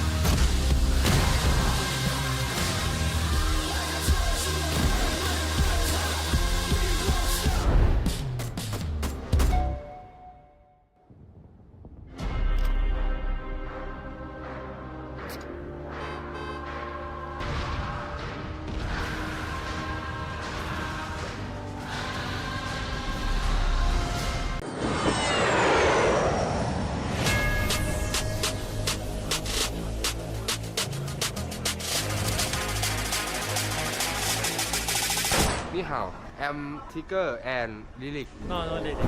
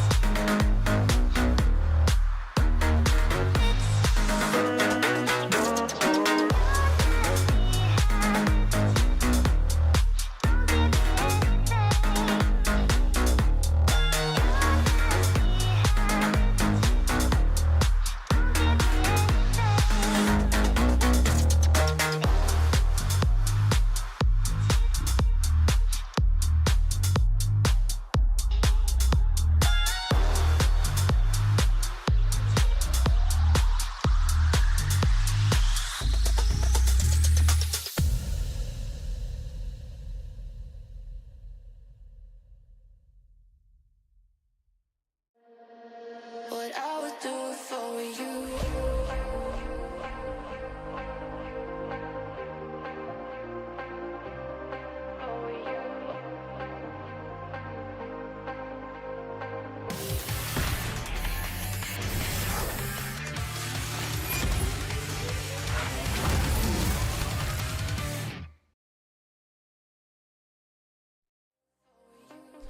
Well, I've got good news and bad news. The bad news is we're already halfway through the night, Chunks, but the good news is we've still got half the game still to go, so there's always that. And still everything to play for as well. We spoke about how small that gap was for 8th place. Obviously, if you want to get yourself some cash out of this weekend, you want to be aiming for that top 4, but ultimately, it's all about qualifying for that Super Cup. Every team is focused on the top 8, and you know what? A win off of any of those teams in the bottom half right now, it gets them up in there. We were just talking about it before the break. Like, it is 6 points for, what, 7th place? And it's like, there's like so many teams on 6 points. It means that 1 or 2 kills for any of them was going to see so much movement. But up at the top, you've got a couple of teams really going well. Like Team Mira, a 16 kill win in the first game of the day. Another 4 or 5 points in game number 2 puts them up over the 30 mark. But Foradora is getting a big win, 15 kills of their own. And the way I said it, that's a momentum game for them. That's a game that proves that they can do it. It's a huge confidence booster. And if you're going, I can get 15 kills in a lobby with like Liquid and Alcudsia and Team Mira and 55 Esports, you're like, we could do that more often. Maybe let's try and make a bit of a trend out of it. Yeah, absolutely. They just got to pick up that momentum again. Obviously, Team Mirror, they're one of those teams where they have those really big days, but sometimes they can disappoint and they aren't able to get the points that they need. Now, obviously, they still got points out of that last match, but typically, once they start that momentum, it doesn't seem to slow down. So we'll see whether they can pick it back up going into this one. They dropped out early, so they're going to have plenty of time to loot and good priority in terms of rotations, regardless of where that circle ends up popping. Well, speaking about that, one of the teams we saw on the very first Players Cup of the year was working in silence, who've gone on to become Rock. They're obviously competing internationally right now, so they're not going to be taking part in the Cups until they get back. But they're another team that historically would have a really big day and then have a day afterwards that wasn't quite as impressive. And we're hoping that we'll see the likes of some of these teams like Mira do it. But, Chunks, I'm looking at the map. We have a hot drop between Al Qudsiya, way down the south map, and we got a liquid hot drop on the north as well. And North Shot haven't even had players on their feet yet, and Al Qudsiya already have taken 2 of them down. And Cowboy, with only 1 bullet left, has already done 200 damage. That is nuts from Al Qudsiya right there. As Luke 12, he's able to pick up a kill for Liquid as well. Sparkin picks up 1 with the Panzer. 2 kills on the board for both Al Qudsiya and Team Liquid. Sorry, Al Qudsiya haven't actually flushed those out yet. Now, they did drop a little bit more splits. So Cowboy is going to be on his own, but for the time being, we'll stick in the stadium. Stay on Purdy Curdy as he's trying to sweep around. He knows there's a player nearby. Now another one has been spotted out, so he switches his attention over. Sparkin actually going to be getting taken down by Doug now. Kurt and Luke, they get the crossfire, they land the spray as they try and figure out where that final player is going to be. Getting themselves the flush, looking to clean things up, but Cowboy ends up falling on the other side of things. Yeah, Luke 12's going to take some ground, but doesn't want to get too aggressive here either. I think should know that the players on the other side of that ridgeline on the steps, his shots will fly on out, and he was just bait as Magna will fall, and just like that, that'll be Team Liquid clearing up stadium. So we turn our attention back to the other hot drop where Cowboy, who found a couple of early kills, has been eliminated now for Al Qudsiya, and this is a really good fight back by Northshot because they got everybody back on their feet. Yeah, 1 player is going to be down again, though, but Al Qudsiya, they haven't really had the opportunity to close that distance. You can see Rello with the Panzer in hand, trying his best to find an angle. As Die pops out wide, almost gets caught out, but will be able to get over to safety now, just holding that wall. Rello with the M249, allowing Roth to get the third party, takes down Gaston. Rello, he wants to use that Panzer, and I want to see it used. Yeah, nice skin on the Panzer as well, as Rello will begin to close that gap. The res is being pulled off though as we speak, so a great job by Northshot of keeping everybody up. But that now D is getting closer. No helmet, a level 1 vest, so he's in a really difficult spot here as well. A couple of shots could do a ton of damage to him, and Roth is running out of ammo as well, but a couple of nice shots there from the QBU. Wow. And again, Roth is just insane on it. He gets a couple more knocks. Rello will clean those one up, and oh, we can't say enough about having an experienced player on Overwatch like that. Yeah, I think that's something that Roth does really well. You see it in a lot of Al Qudsiya's fight where you'll see maybe them push as a 3-man, they'll wrap up a little bit, and then Roth will just do a complete 180. He'll drive for miles, catch them from an off angle, and beautifully done from them. They've got 2 kills on the board, looking to finish off the job, but they don't know where Alan Mack is just yet. He's got that shotgun, which can be deadly at those close ranges. Let's not forget, Roth is one of our first ever Super Cup champions, as Alan Mack jumps over with a shotgun, but Roth will find him. Al Qudsiya with 4 kills. You lose Cowboy, but you keep on going with it. Mira, our lobby leaders, they spot out MDA on the other side of this one. Kawazin will find that first knock, and well, for Meda Amsiadad, they're in a very rough spot indeed, because Team Mira, when they get the bit between their teeth, they just go hard with it. And for Absolutely. Team MDA, oh. Yeah, that's not the way you want to go, but Mirror, they are going to be happy to get 2 kills on the board early on. Again, they're a team that they like getting that momentum. They want to keep it going. Granted, they've lost a player in LFP, but when you look at the squad and look at how strong all of these players are, they can still have astounding game as a 3-man. Phase 1 is going to start making a move as Mirror head in towards the circle. Nothing really on the south side they have to worry about just yet. Remember, !map if you want to see that map stream.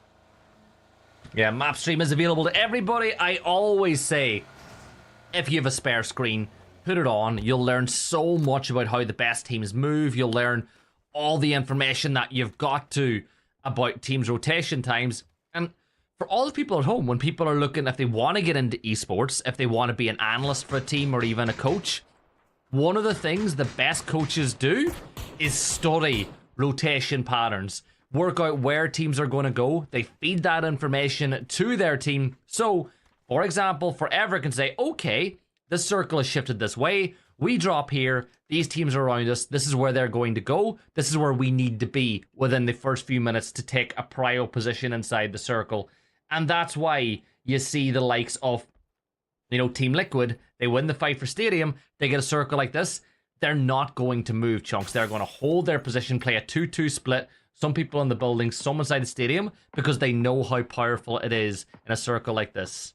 Absolutely, but look at the teams that are surrounding them right now. They're going to struggle if they do have to rotate. One thing I don't want to rule out as well is, could this circle potentially shift up to the north? That would cause huge problems for everyone.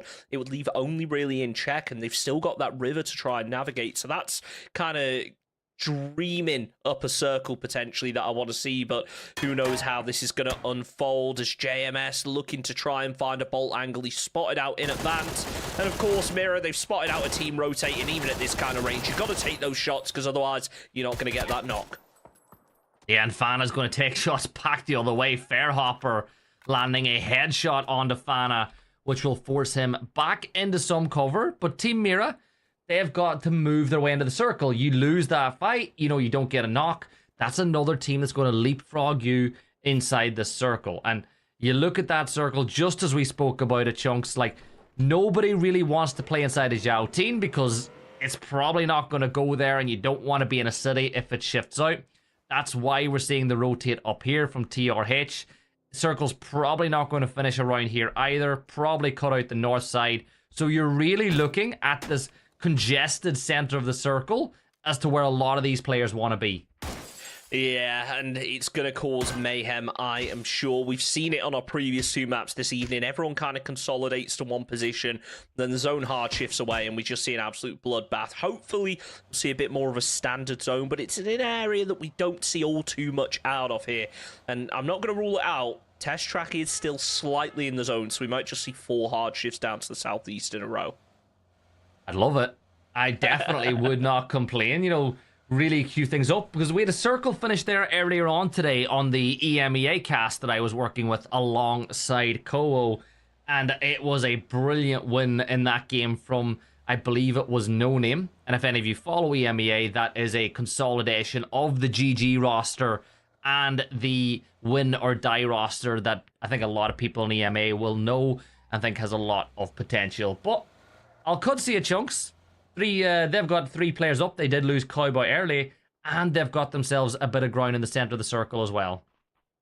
They certainly do, and they need to try and make something happen out of it. They've got to be cautious, though, because the new 55 roster, previously Typhon Gaming, a squad that have had insane performances throughout the Players Tour so far, are very close by as Karax. He's got himself that MG3. We know just how lethal that weapon can be, especially when spraying onto those vehicles. Mirror have decided to head further down to the southwest, so not going to be contesting anyone just yet.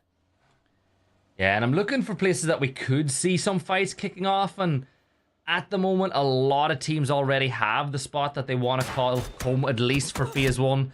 Like, these are more pot shots from Liquid as they play on top of Stadium Roof.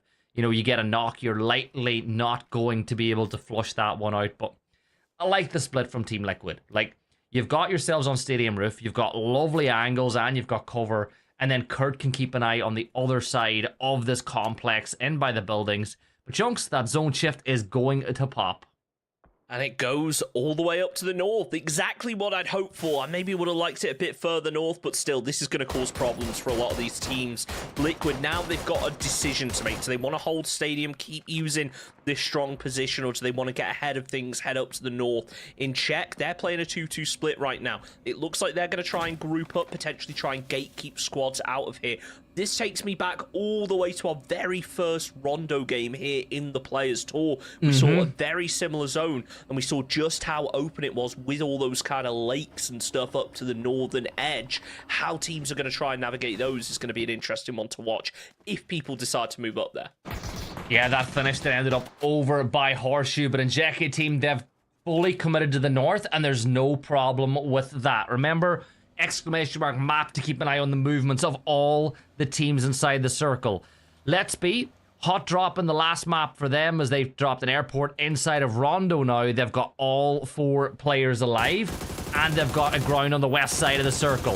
J0809, he's spraying towards 55 Esports, but not a single round of damage was dealt, so he's trying to pop the tire here instead, Chunks, but he's not going to get any ROI on those shots either. They're still going to keep firing, though, because if you don't shoot, you don't damage, and they're certainly wanting to put out some damage. Only as a 3-man in this game, so they need to make every point count. As everyone finally starts to send it up to the north, it's going to be Al Kudzia, the first team to make the crossover towards in Czech. Taking a little bit of pressure, but they are heading all the way up to those compounds, trying to get themselves a little bit of hard cover, maybe realizing there's not going to be too many teams up here just yet. We can set ourselves up and try and defend the inevitable rotations. Yeah, I love these teams going for the north side, trying to get ground early, and of course it's not the most difficult crossing in the world if you need to go back south in a little bit of time. But you've got the likes of Al Quds are there, and Jackie team are there, Empire are there, Mira are also rotating to the north side of the circle as everybody isn't getting involved in that rat race. South of the circle though, Team Liquid, they're holding on to Stadium. Kurt's going to go a little bit closer to the center of the circle. But Foradores, fresh off the back of a 15-kill win, they have got company. Sneaking up very, very close to them. They've got to be careful. Like, you got to be really careful in a position like this, especially when Fuskitao doesn't really have his full team. There's only 2 of them on this side of the road. TRH, Jalexi takes the shots, converts it over, flushes it out as well. So Foradores losing a player in a very difficult position. No chance of getting the revive. Fuskatao moves away to group up with the rest of the team. They had a really strong performance in our last match. They want to try and carry that one over. But considering the shift, I'm surprised at how few deaths we've seen in this phase. Most teams are relatively settled. Some of them are really far out. Team Casito Cheddar, they headed all the way in from that eastern side. They finally managed to make their move into the zone, inside the EMP zone right now. Now it's just a waiting game to see where this next phase pops. 47 alive after this amount of time on Rondo. Not my map, that shift though. Now all those teams that gambled north have been rewarded.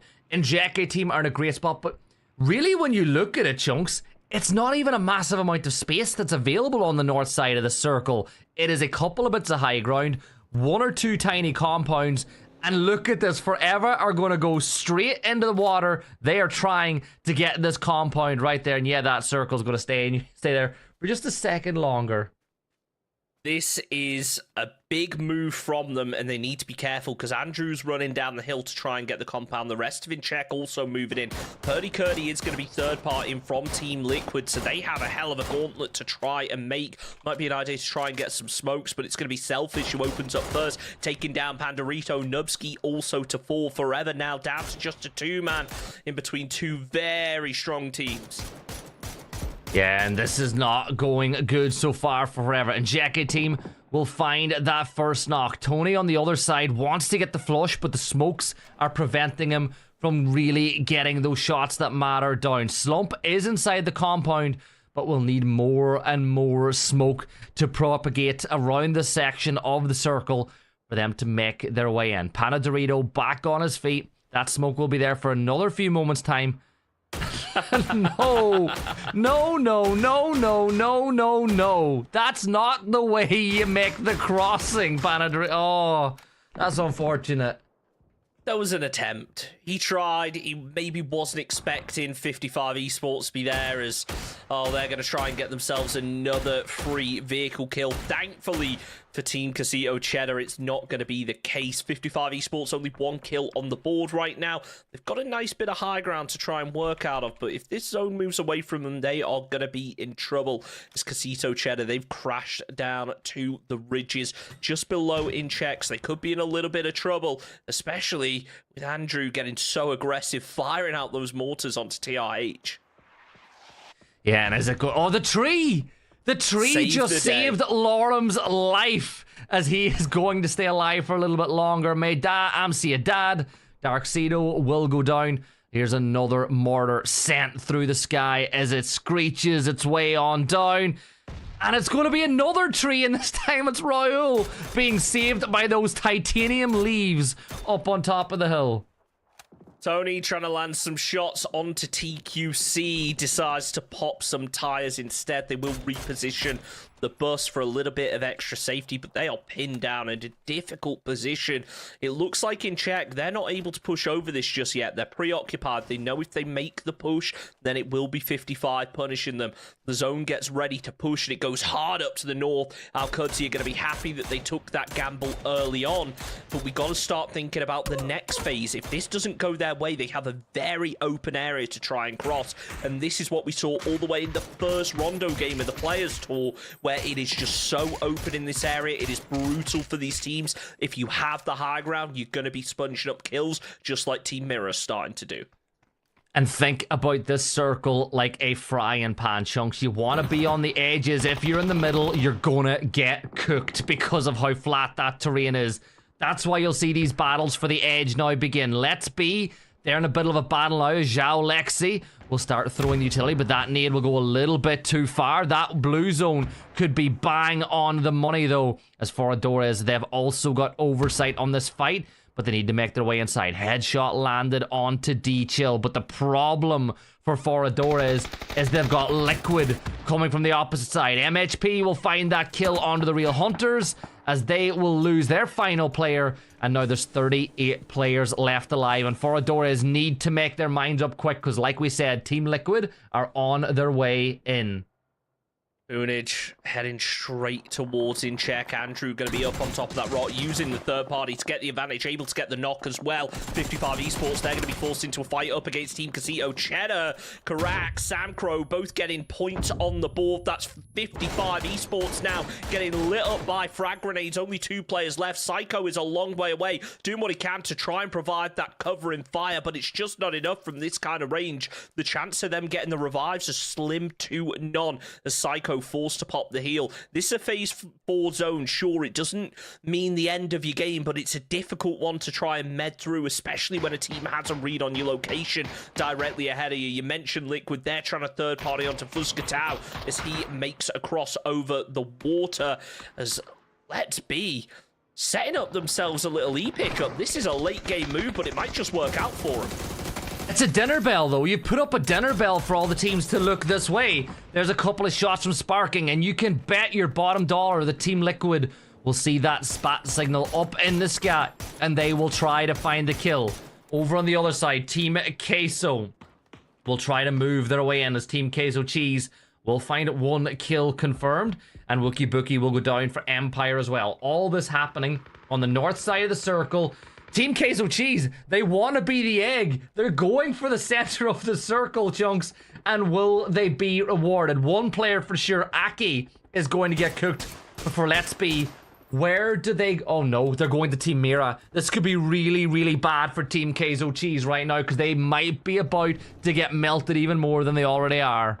That was such a tough call from them. They've decided to turn away, but now they're going straight into Alcudia. And look at this, another team, Let's Be, they're also landed on Alcudia's position, so they're having to take a fight on 2 front. They've already eliminated 9. They've taken down HVIT. It's actually Vinny who sponges up the kill for that one. 5 kills on the board now for Alcudia. Team Casito Cheese, they're such low health. 1 shot from Rello will finish off the job. He just can't land it, though. Goes for the reload, not committing onto this. Stitch has managed to get over to that rock for some kind of safety. Fuscatao, as a solo, throws out a nade down on towards Liquid. Is able to connect, but just not closely enough. He is in a battle right now to stay in this. They are called queso, but right now they're more like Swiss cheese with the amount of holes that have been put in them by all these teams firing shots their direction. But they've got themselves in a 1-1 split. Blue zone nades as Fusquitao is being pushed now. Alo has got the angle, and Fusquitao will go down, so Foradores will not be going back-to-back with the move, but Alo can spot out. Let's go. Pushing inside the circle. Psycho gets caught out, changing weapon in the open, and he'll go down. It's the blue that steals that kill away. And now inside the blue as well, Zanganos, they're moving inside. Very's going to get knocked. And I think for Zanganos, this could be the end of their map as well. But they did make it at least inside the placement points. RNZ looking out to try and find that solo player from Zhang just down the hillside, holding on for dear life, but he has a hell of a move ahead of him. The zone, again, it's cut most of Incheck's position out of this, so they've kind of just got to wait it out. They know that there is a player down here. They didn't manage to clean them all up, so RNZ just going to be covering as the rest of the squad start to move away. They flex out a little bit more. Speaking of flexing, Purdy Curdy, the only player inside of the circle now for Liquid. They have a real difficult rotate ahead of them to try and get into the circle. They might be forced to take a fight onto Team Mirror, and these are two top squads. You really have to wonder who will come out on top, and in that fight at least it's Pandarito forever taking out the final Zhang player. And Vinny will find the knock on the Sparking. As you can see in the circle, it is a case of everybody is avoiding center because of the way the circle is currently situated. Kawazine on the move. Liquid sustained a knock. Let's see if they can do some real damage as they try to get that res off. But Team Mira are on the move. Fixin with one spray will find two for the price of one, as Alo will likely be knocked and flushed now as well. And Team Mira really putting pressure onto those prancing horses. Bad Kevin, he's in a bit of a fight now with Njeke team, but can he outmaneuver him? He lands a couple of shots onto the other side, but forever have been eliminated as Kevin stepped inside the blue. And here come Liquid fleeing Team Mira, but that is just fantastic from the side as another player will fall, and it's all down to Luke. Luke 12 as a solo. RNZ has spotted out the vehicle. Has got to have the read that there's a player down there. It's actually going to be Vinny that finishes off the job. In check on 11 kills now, making it into the top 4. But Team Mirror, they are still putting in work. Vinny, I only just noticed how little ammo does he have in that QBU. Not much to work with. He's going to hop in the vehicle, try and make the send down the hillside as Alcudia. They've sent Rello off to the northeast, getting out of that compound, just trying to get them a little bit of cover and fire if they need it when the rotation comes. Andrew using the vehicle for cover. He's got a nice ridge line, but still needs to be cautious of Alcudia. Yeah, and still nobody pushing center because of how dangerous that position is. Anybody who goes center will have the attention of everybody inside the circle. So Alcudia, they're good. They have the corner of this compound to themselves. Mira the same all the way to the south. I would argue, though, that Njeke team, if they play this right, could be in for a real points haul. Up on top of the high ground, looking down over the rest of the circle.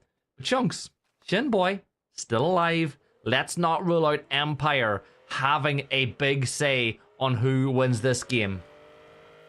It's going to be a difficult one for Empire if they want to try and salvage more points out of this, but Shimboy, he is happy just laying low for the time being. The zone is going to force him to make a move which could allow Rello to spot him out, but it's almost like Rello is preoccupied looking towards in check, trying to find an opening. Mira Kawazine, he's got himself that Groza. When it comes to the late game, if he makes it in, that is going to be so powerful at close range. Roth just trying to thread the needle with those QBU shots, but not able to connect. Shimboy now forced to make a move down the hillside, hoping that Alcudia aren't able to spot him out, and just hoping that they are focused over towards in check. He gets down to the tree, and yeah, it looks like D has got a read on this position. Shimboy as a solo at the tree, and a frag grenade heading his way. Yeah, there's two. Rello's got one as well. D will do the damage with this, and, well, he will throw another one off into the ether, but Empire has fallen. 4v3, v2 now. Andrew did make a play for that hill closer to the center of the circle, because as the circle gets a little bit smaller, everything congests in a little bit more. But for Andrew, he's just got to stay alive. And look at the... Chunks, what is it with the leaves today being the MVP for some of those teams? The leaves are protecting Andrew from the line of sight on the other side. D manages to get an angle to where he is, but then you've got a shield and a vehicle there as well. It's all about getting that cover, and when you've got those trees, you make the most out of the leaves. Andrew, though, he's going to be dead center inside this circle. I'd be surprised if the rest of his team don't try and join him soon. I think they're probably going to try and wait until the zone forces them in, but the longer they wait, the more time Alcudia have to spread out, fan out, and focus on this fight. It looks like D and Rello going to focus on getting this kill, but Rello needs to be cautious of the rest of In-Check down this hillside. It's going to be Andrew that spots him out as the deployable cover comes down. This could provide a little bit of a safety net for In-Check. Mirror, they are already firing out shots, though. They've spotted out Vinny, but they just can't convert it over to a knock. Yeah, and look, Kawazine, he got himself that Groza as well, which can have a big say on this game. That weapon is just a demon in these fights. Selfish gets a lot of damage on the Fana, and Vinny will find that knock. So Mira are down to 1, and if they blow up the vehicle, that could be all they need to do. Andrew, in his little Fort Rello with a beautiful nade, bounces it into the gap, and that's what I mean. Center circle's a problem, and here's the Injected team full send on to the center of the circle. Kawazine with the Groza does a little bit of damage onto RNZ and will find that kill. Can he get the flush on the other side? No, he can't. And it's a 3 versus 3. They're going to go for the res quickly, but can Alcudia capitalize? D going for the flank on the opposite side, taking control of the rock, but I think they're just too far away, Chunks, to get a capitalization on the actual knock, but they use the opportunity to take full control of the circle. But Vinny, he's playing that high ground. No, he's decided to move away. He's grouping up with the rest of his team by the looks of things. Actually, no, I'm tricked again. He's still playing that ridge line, trying to find himself a bit of an angle onto those Alcudia players, trying to support his team, prevent them from getting completely pinned down by Die, but it's going to be difficult. More cover coming down for him right now to get a little bit of extra safety, but In-Check, not a single player inside the zone. Alcudia have just fanned out beautifully. They kept quiet at the start of this game, but they have made their place known, getting kills, pushing into zone, and ultimately flanking out as a 3-man, which is no easy feat. Both the In-Check players, they hop inside a vehicle. Selfish will fall, but RNZ is still up. Die throws down a smoke, maybe expecting the player to stop further ahead, but Vinny, he goes for the seat swap, manages to finish off the job. Sorry, it's Vinny from an off angle who finishes off the job. Die is now down. Rello and Roth both potentially in a bit of a pinch here now. Yeah, focus on your ones, and that's exactly what they do. They find the knock, so there's only one player left alive for Injected team, and that is RN0. Over by the shack, he steps on out. A couple more shots have been landed, but this should be an Alcudia win. You know where he is. The vehicle's going to blow. D will feed all the information. He'll be soft pinging exactly where RNZ is playing. But Chunks, Alcudia, barring a RN0 miracle, will get the win here in game number 3 of the night. Here comes the double nade. Let's see if they can rubber stamp this victory with a little bit of shrapnel. Nope, they didn't throw it in the end. They waited. Too much smoke. I think they're waiting for those smokes to dissipate a little bit so they have a better idea on where he is. Now that that nade has come out, though, they are going to get the read. Spray is coming through, and it finishes off the job. Alcudia with the win. 11 kills to go with it. They took a strong position early on. They kept their heads down, and when the time came, they got aggressive. They defended their compound for everything it was worth, and they resulted in a 21-point game because of it. Yeah, not quite reaching the heights of some of the other teams, as we had a 15 kill and a 16 kill chicken dinner in games 1 and 2, but 21 points ain't bad either, and that'll rocket them right up towards the top as well. Things started off with a bang as Cowboy managed to find himself a double straight off the drop, but did get killed. But then this was like, these shots from Roth were downright nasty, and if Roth doesn't hit those shots, you're probably not talking about an Alcudia win either. No, absolutely not. He really came out clutch in that off angle, really won the fight for them to a certain extent. Not only did he get those players down once, but he took them down twice at 2 separate occasions. Really strong position to play out of. Now, Kurtzia, look, they focused on getting the position. When you're in a zone like that, that's what you have to do. As soon as that circle shifted up north, you had to try something different. You couldn't just send it across the bridge, because then you end up with a team like in Czech that was just gatekeeping everyone and sponging up kills. Yeah, and I think you can tell by watching that as well that D thought there was only one player inside the car when he got that knock, but he got caught out. But as well, Chunks, the teams that decided to gamble on going north first were some of the teams that really got the most of those points. Like Njeke team, they were across there early. I think they were the first team to make that gamble. They got 19 points off the back of it. Al-Qudsiyah were not far behind with 21. And shout out to Team Mira. You know, another game that they didn't get a win, but they got 13 more points. And this is what we're speaking about from them. Keep those peaks as high as they currently are, and keep those valleys pretty high too. They'll not be too far off winning at the end of the weekend. No, they're really good when in terms of sponging up kills. 8 kills in that match, 5 placement points, really, really strong from them. That takes them to first place overall, and things are getting tight up at the top end. Throughout the whole leaderboard, sure, there's a big drop-off after 7th place, but there is so much to play for here. Ultimately, it comes down to the top 8. That's the teams that are going to qualify to the Super Cup. We still have 5 more games, but only 1 left for the evening. Yeah, 1 more game to go on the night, and we'll find out who will be leading at the halfway point of this version of the Player Cup. But we are going to jump into a very quick break before our final game. We'll be back in just over 3 minutes for a bit of Erangel to close out the night. We'll see you guys in a few minutes.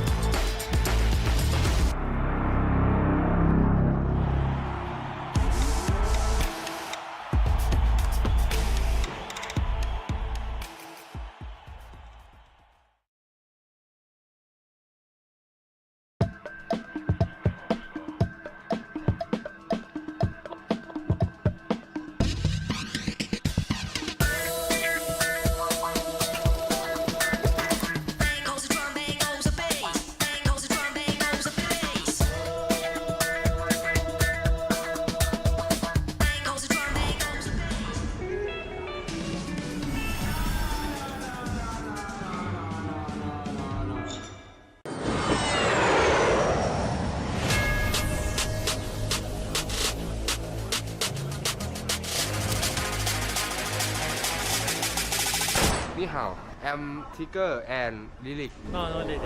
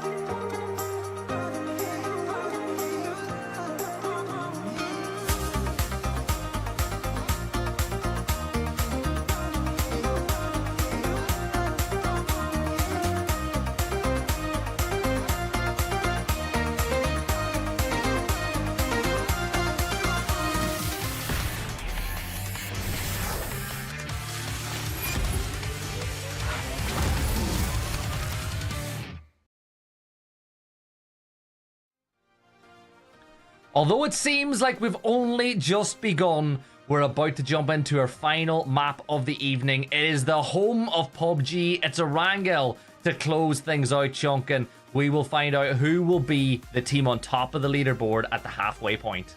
Yeah, I mean, Mirror have to be my ones to watch going into this. They had a really strong performance. They've had strong performances, but I want to see that 20 kill win that we know that they are capable of. It all comes down, I think, to teams like Team Liquid, like Alcudia, that typically sponge up a lot of points at the top end of the lobby. If one of those teams goes down early, Mirror will be there to suck those points right up. Yeah, and Mira have got to take advantage of the opportunity they now find themselves in as well to try get that prize money and get a commanding spot in the leaderboard. But you look elsewhere, like there's some names on top of that leaderboard that have not won any maps tonight. Like, I'm going to say Njeke team have been so impressive. They have gone from strength to strength over the course of the night, and a strong game here in Erangel as well, and they're in the mix. But I think for the viewers' sake, we need a right-hand side of the table team to take the win to really make this a bit more competitive, because that left side has got a huge gap now over the right. Yeah, it's going to be a close one. And I got to say, make sure you do exclamation point register in chat. Get yourself signed up, because, look, with the way things are going, if this trajectory carries on, a team with 20 points could end up qualifying for the Super Cup, which would be absolutely huge. So if you want the opportunity to take part, when the lobbies are like this, it is your perfect opportunity. You could have a terrible set of games throughout an evening and still be in a chance to qualify, and I think that's what makes this so entertaining to watch. Granted, you may not have some of those top teams sponging up as many points, but one thing I have noticed is these teams that are not at global events, that are still partner teams, that want to improve, they're playing as much as they can to get those reps in, so they are still potentially going to be here next week, and you could have the opportunity to play against them. Yeah, and remember, if you want to qualify, you got to sign up. There's 4 sets of scrims next week. Every set of scrims is just 3 maps, so it's only an hour and a half to 2 hours of your time, and you don't need to play in them all. We've seen teams qualify, Chunks, they've only played in 1 set of the scrims. They just performed so well in them that they got enough points to get inside the lobby. So it's not difficult. There's also the age restriction is lower. You only need to be 16 plus. So if you're an up-and-coming gunner who wants to get involved in esports but can't play in the FPP circuit, this is also your opportunity to get involved. But Chunks, look at her circle, and look at how much, like, usually Alcudia go for that shelter drop. They've not gone for it, and that whole section of the map now in the middle is completely vacant. It's typical, isn't it? I mean, we saw them play really well out of this position last week in the Super Cup. They managed to clinch it in the end after a really strong performance. They had a difficult game, but they did get a good circle in phase number 1.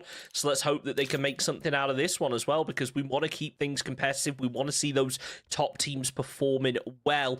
And honestly, Alcudia, they're one of those when once they get into a position like we saw in last game, they're able to make something happen out of it. So it's really a question of how this circle ends up unfolded, what kind of position they play out of. Because, yeah, they do like to get aggressive. They do like to get a lot of kills, but they are so consistent. When they get the zone, they make something out of it, whereas there are other teams that are definitely more kill heavy that almost seem to do better when they don't have the zone in their favor. Yeah, and now we're going to sit on board with 55 Esports, and if you're looking at this going, wait a second, this isn't the team that I'm used to, well, that's because you're right.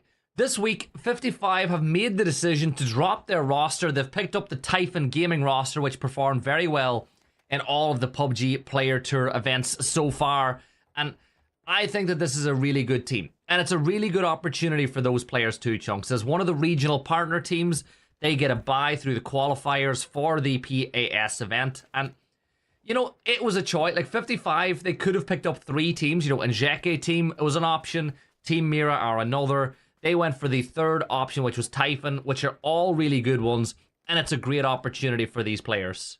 Absolutely. I mean, to have that stability of knowing, okay, we get some invites, we get that little bit of an extra boost to a certain extent. We can just focus on our own game. There isn't that risk of, okay, we got knocked out in a qualifier. That's unfortunate. We've now got to wait, however long until the next event. They get that stability, and it's really, really positive for that team. I hope that kind of safety net, that security, will give them the opportunity to try something new, to get aggressive, because, as we said, Typhon, the roster that they previously were under was so good in the Players Tour. They were inconsistent, I think, is the biggest problem that they face. So if they can bring that consistency now, it's going to be absolutely huge for them, and huge for 55 Esports in general. Yeah, but this all ties back to the whole concept of really talented young players, whether it's esports, whether it's traditional sports. The hardest thing for them is consistency, but you get consistency by playing, by doing, by seeing situations and learning from them. So teams like Typhon will only get better and better the more they play. And I think that Kurt said it in one of his Brutally Honest videos a while back, that it is so much, you know, you can teach macro, but you can't teach talent, right? It's as simple as that. So for teams like that, that's what they're going to learn. But Chunks, we'll pick up on that conversation later, because 55 Esports, they've pushed on in, and CLT here could be in a ton of trouble because they've got themselves some neighbors. It's only one neighbor, though, and it is 55 Esports. They're going to need to try and group up if they want to take this fight efficiently. Right now, that solo player is just going to be keeping his head down, but Forever certainly aren't. They are getting aggressive on this bridge rotation, pushing up over towards NTS. Only one player left up on the bridge, so Forever, they are just going to absolutely swarm onto this one. Pandorito preps himself a frag grenade. He sees the smoke. He knows where he's aiming, and that might be enough to finish the job down. He goes, gets the flush. Can he convert to a second knock? Not just yet. Yeah, they're going to look a little bit further away to NTS, who really have had a rough go of it so far as this battle for the bridge continues. And I think that this is a right decision by NTS. But when you think about it, with Smilwar on the bridge, on the right side of the circle, I'd like to see him get some support, some help, as Panadorito tries to thread the needle. Peeks up once more with a 4x spray. Runs out of ammo, though, so he's got a VSS in his back pocket. Go on, give us a VSS kill on the final map of the night. Unhinged is the only way I can describe the Players Tour to a certain extent, because there have been some wacky plays coming out. If we can see a VSS kill, it will just be the icing on the cake. Nearly able to connect, but just not quite able to. Final player able to move away now as the rest of his squad opting to rotate down to the west, but they are not going to be all safe in themselves, because 55, they've cleared out that solo. They could potentially hear these vehicles come in and catch them on the rotate. Naught shot with the long range fire, just not connected. Yeah, Mick Clanzino, he's got the angle onto the bridge here as well. We turn our attention elsewhere towards the ice cream shacks by Everest, as Team Mira are looking to get some points on the board to kick off their final game of the night, but I think Foradores will manage to just get on by. Elsewhere, Njeke team, they're rocking right up on top of the Real Hunters now, as well as everyone's trying to find themselves a spot inside the circle, and the Real Hunters, having lost one player already, I like this aggression from Njeke team. Yeah, really good from them. They had a strong performance in our last match. They're going to be looking to stack up even more points. We spoke earlier about how some teams, they're more comfortable getting that position, holding on to it, getting the fights late game. Mira are not one of those. They want to get the early game fights. They want to get those kills, carry on that momentum, and Kawazine's certainly attempting that, but LFP falls first, fakes in, able to trade it out. Going to try and run over that player potentially as fakes in, flushes it out, tries to get a second knock. It's not to be. MHP takes down, fakes him, but Kawazine is there to trade it, and Mira, they're down to just a duo so early on. Yeah, I think that they gotta get that res. You gotta try get some smoke out and get Fexin inside the car, but he's not gonna get the cover. Fosquetao goes for the drive-by, but it's Infinite Void that finds that knock from afar, and Kawazine pulls a nade out of the back pocket, and let's see if he can put Fosquetao back to the lobby. The first nade doesn't go far enough, but he's need to pick a battle. Over by that, Comet drops, but backflipping Comet, these two compounds is the name for them. And Kawazine, he spots out the vehicles about to blow, but I think Fosquetao, he's got to be careful because Kawazine is a menace. Just quickly, make sure you're pulling up that map stream, because 55 Esports, they're currently actually engaging onto the fight down on the southern compounds. Fana has a little bit of vehicle trouble, going to try and connect with some more shots onto Fuscatau. Not quite able to. It's Kawazine, though, that finishes off the job before Fana gets taken out in return. Trade for trade coming out on this fight right now as Kawazine, the final player left up for Team Mirror, throws down the smoke. Surely you got to think he tries to use that vehicle to either pick up his teammate or finish off this fight. It's a 1v1, and as you move, Infinite Void will get the opportunity to go for the kill. So Infinite Void will smoke off Fuscatau, who must have a jammer pack on as well.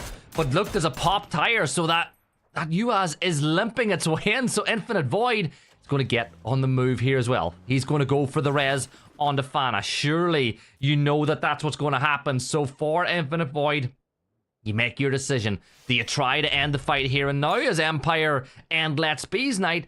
But it looks like they're going to go for the res here as well. So both teams prioritizing the numbers game here, Chunks. I love it because this is well inside of the blue, but each of these teams know how important points can be.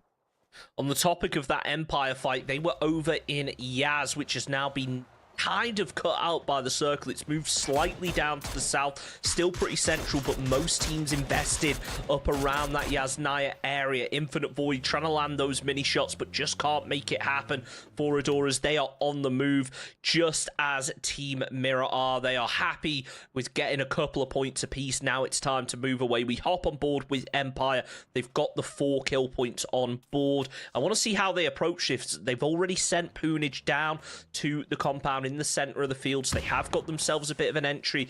They do need to be careful with all these teams rotating by, just as the real Hunters need to be careful because Incheck have crashed up to their north. Yeah, and Jekka team realizing that they've already got one member of TRH down, so what is another? Zhao Lexi getting fired upon by Zanganos on the other side of the circle. A little bit of a sting from those wasps on the other side, and that gives Jekka team even more of an advantage in this fight, as we get a lovely view of that helmet that Zhao was wearing that looks like it's got built-in space for his ponytails, Chunks. I love it. As now in check, they are focused up onto this. It looked for a second like they were going to move away, but no, Vinny is getting up on that roof, narrowly avoids the grenade. Needs to be careful of Zhao in that window. Not sure whether he's spotted him out just yet. Certainly Vinny has had that position called out. The real Hunters getting a nade ready. Can it connect onto Vinny? It's certainly in hand. I'm not sure whether it's cooked, ready to throw just yet. As both these teams, they can hold on to this compound for the time being, but they want to try and clean up the job. The real Hunters, they need to be careful with only 2 players left. Yeah, TRH in a bit of trouble. Team Queso Cheese also rotating in. It's not been the greatest day for them, but because of the way the leaderboard is, one good game could really put them into, the top 8. But it is the 8th place spot that is at risk because 7th is a little bit ahead of that.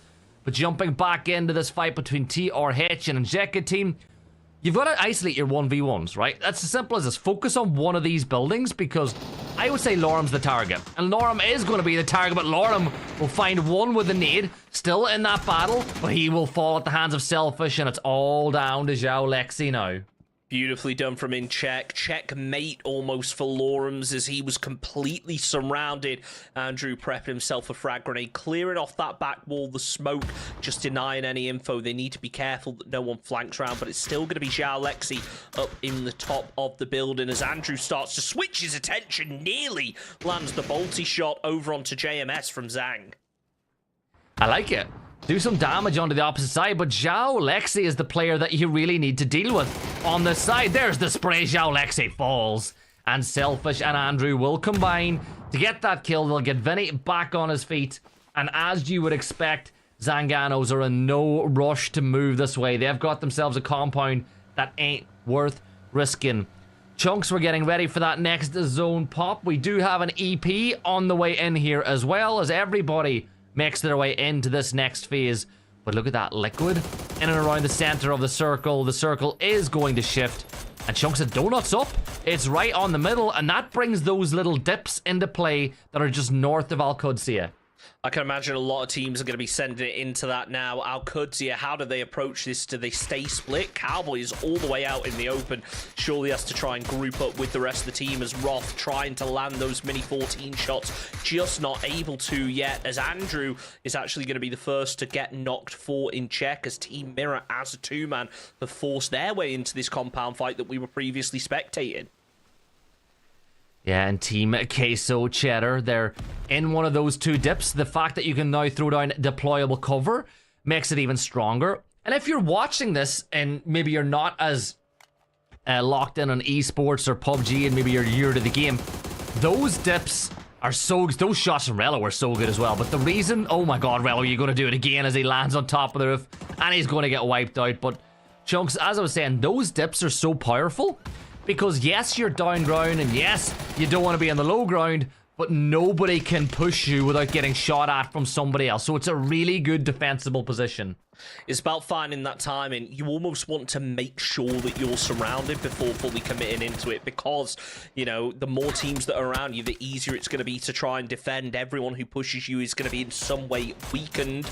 Luke 12 looking to try and weaken Fuscatau as he catches a lot of damage, nearly converting it over to a knock, but just not able to, as Foradoras keep that player up over in a relative form of safety in the terms of that dip, but plenty of teams gonna also move in from the west. We got Zhang still up as a 4-man, and in Czech up to the northwest, still standing strong, trying to map out their next play. Yeah, and I'm looking at where the next few dominoes could fall. MDA on this edge of the circle by Shelter. They don't need to play hyper aggressive. You can play the edge here. Some of the things that maybe some of the more inexperienced teams will do is how to put this the right way. They don't know how to stay still, right? You've got a position on the edge. You don't need to be on the front foot all the time. You don't need to be moving. You just got to be patient. Let the rest of the lobby deal with itself. You've got a position. Wait to see what happens next. Chunks, is this liquid on liquid compound? Is this the first time I get to say liquid on liquid compound in a long time, and I'm all for it? Well, they're holding it effectively by the looks of things. They do need to be cautious, though. That hillside just up to their north can be really powerful if a team manages to make it up there. But right now, OMG and Empire both focused on each other. Furhopper has actually pushed over to the Hanging Gardens that Shimboy is holding, so it looks like the rest of Empire are going to try and send it in to finish off the job. Balefrost hanging out the side of the vehicle, goes for a seat swap, but he can't convert it over to a knock. Furhopper spots out Shimboy, lands the headshot. That's going to be the end of him. Yeah, and he gets that point confirmed as well. Now he's got to sprint inside the circle, taking about 3 damage every single second he's there. He can see the vehicle. He drops the nade on himself. That'll be that for Fairhopper, as he will get flushed, or should get flushed by his own... No? Somehow his own nade didn't actually take him out, Chunks, so there's a chance, but 1604 doesn't seem to be in any panic at all to get his teammate back on his feet, and that's why. And look at this as well in Czech, and now also moving towards that position. He is under so much pressure right now, and Czech ended up moving all the way around. They're trying to choke off Liquid potentially. They are in the middle of an ambush if things don't go their way. Purdy Curdy's closing in the distance, but right now, Zhang, they're going to try and play for that dip. Forever have made their position known. Maybe just going to have to commit over to the shack for the time being. That appears to be the case. I'm sure we're going to hop on board with in Czech soon enough, because they are completely surrounded. But right now, it's Wookie Bookie that draws our attention, goes for the long-range spray onto 1604, but he just can't finish off the job. Purdy Curdy putting in work, though. The ambush perfectly executed by Liquid to wipe out the majority of in Czech. OMG eliminated by Alo, as Purdy Curdy actually caught out in the open there, manages to flush out Vinny with the vehicle explosion. Yeah, Sparking, though, throwing some nades in there as Kurt will get wiped on out, and Sparking a few more steps across. Selfish gets the knock onto Alo as well, as our king, Sparking, will now find himself in a lot of trouble. Stun grenades being thrown as he tries to buy himself the opportunity to push, and just like that, it's Empire that finds that knock from afar. That's a hit and run from Empire. 9 kills for them now, as they are eating good tonight, and Psycho will get knocked by Rello, who... By the way, Al-Qudsiyah 2-2 split. in full control of the center of the circle, and now Liquid getting pushed hard by Empire, who have got a thirst for blood. What a spray by Luke 12 up onto the top of the hillside. Take down that player. Takes down Wookie Bookie as well. It's only going to be Balefrost left up. Low HP. Almost able to get the trade, but not quite able to. Both players going to have the opportunity to heal up. Luke potentially going to try and stick the res over on to Sparking, but it's a little bit far away for the time being. He will be able to stick onto it. Balefrost, he's only got a flashbang to work with, no lethal util, which would pay dividends right now if he was able to throw one out. He's closing the distance, spots out Luke 12, but he's now caught out in the open. Sparking's back up. He's catching with flashbangs. They're going to try and isolate him. That's exactly what they do. Empire Gaming, a strong performance, but they just weren't able to get any placement. Yeah, Alcudzia, easy for Rello. Yep, simple as that. Kerak will pilfer one of those kills for himself now too. But the numbers are starting to fall. 2 kills for Mira. Remember, they lost 2 in the early fights at the start of the game, and now they're up against the Wasps on the edge of the circle. That should be an angle for Kawazine, but he's going to get the knock, but it's Alan Mack from afar who'll find the knock on the other side. Fana taking a ton of damage now inside the blue, has got to press his way. A Sequencia inside the shack. He's peeking everywhere. Look, everybody knows somebody's going to be inside the shack. It's no surprise. It's just a matter of when somebody pushes to clear that position. But, Chunks, we've seen it a lot of times in the past. A solo in a shack can be a lot more difficult to deal with than it should be. Absolutely, especially if they throw a nade down at the right time. We've seen just how kind of detrimental they can be to a team pushing, especially if they're all in one vehicle. It can be a rough one for them. Just as 55, they've got a rough rotation ahead of them. Alcudzia are still in a 2-2 split. They haven't clustered up just yet, and they need to be a little bit wary about being Crash. Team Queso Cheddar are going to be sending it over to a shack of their own, but it's Naught Shot able to get an opening knockdown onto Stitch, trying to finish off the job with the frag grenade. They're certainly taking players low. Will it be able to convert? Seemingly not just yet. Getting the player inside of the compound, but never mind. The BZ nade takes down Cali.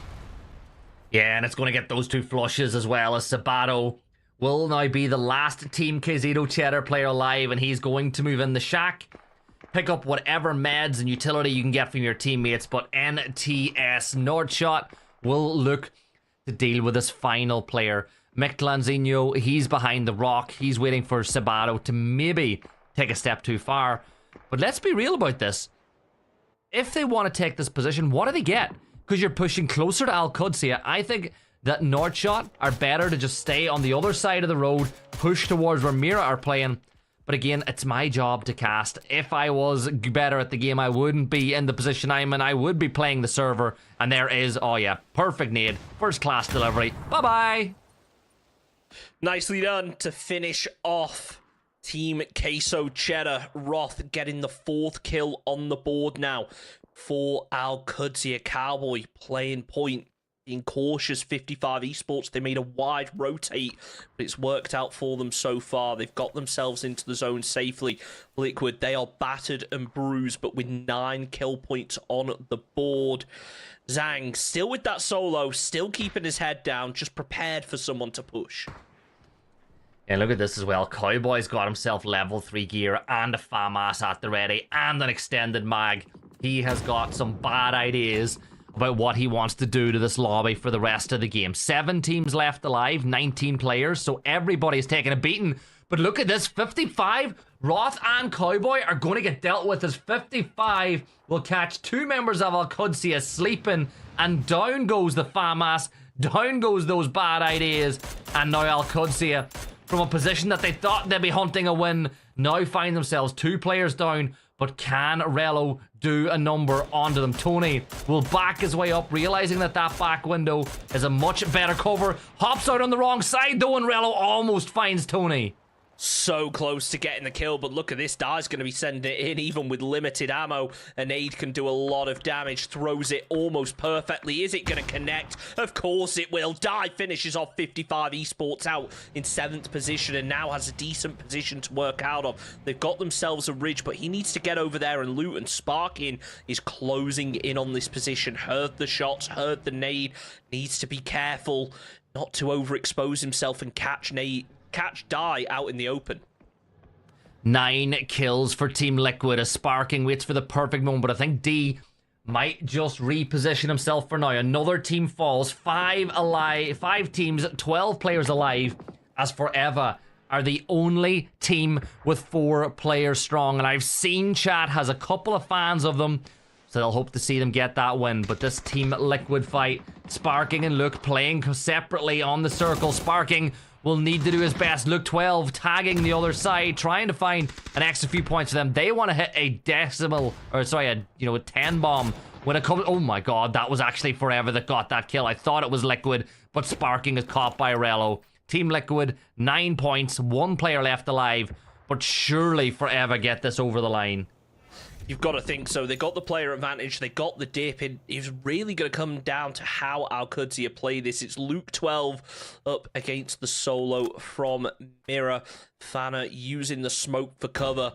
Both getting ready to engage onto this. The flashbang connects onto Luke and Fana finishes off the job. We are now into the top 3. It's a 1v2 v4. All things are starting to lead the way of Forever, but they need to start getting proactive now. They need to start taking these fights. They can't feel comfortable in this dip for too much longer. They're pressuring onto Alcudia, keeping them behind the ridge. Now is the opportunity to start spreading out. Yeah, Fana's going to focus on Alcudia, realizing that they are the 2 that's left alive. But I'm going to say it. If Fana full sends it into that dip, he'll run over a couple of those players and pick up a few kills, but it's the extra point, right? You don't take the risk of dying. You're a solo now. The salvage games are where I thought that Mira really need to improve over the course of this year. They've got their 5 kills. They were a 2 from very early on. They've got 5 kills. They're in the top 3. If they can survive out Alcudia, that's another point on the board, and maybe you're able to pick up something off the back of it. But Chunks, what do you think of that for a zone shift? It's going to be difficult for Alcudia, I'll tell you that much, but they are going to be sending Die down in the vehicle, so he has been able to get himself into the zone, and I think he should have a ridge to work out of with this. My question now becomes, what does Rello do? Is he going to hang around, try and finish off Fana, get that extra kill point, or is he going to try and group up with Die? We've seen in terms of individual play, these guys can really pop off. Forever. They've got the advantage, but how much is it going to be worth when Die lands shots like that, gets himself a knock on Tanubski? That might be the opening that Alcudia were looking for. Flushes it out, confirms another point, but gets cracked. Pops down low, needs to go for the heal. Rello needs to try and get some support, but that dip, it's just not giving him the angle. And we can point out how big of a kill that is. That changes the entire landscape of this game now. A 3v2v1 all of a sudden becomes anybody's game. If Fana times this right, he gets the win. If Forever sleep a little bit or make another mistake like that, they ain't going to get the win here either. So D, he will keep them locked in. Rello is still on the high ground. He will be a very late mover. He's got himself a vehicle that he can use to move on in. As D is going to refuel, why not? Get a bit more fuel inside that Lambo and see where you can move. Maybe get yourself a bit more cover.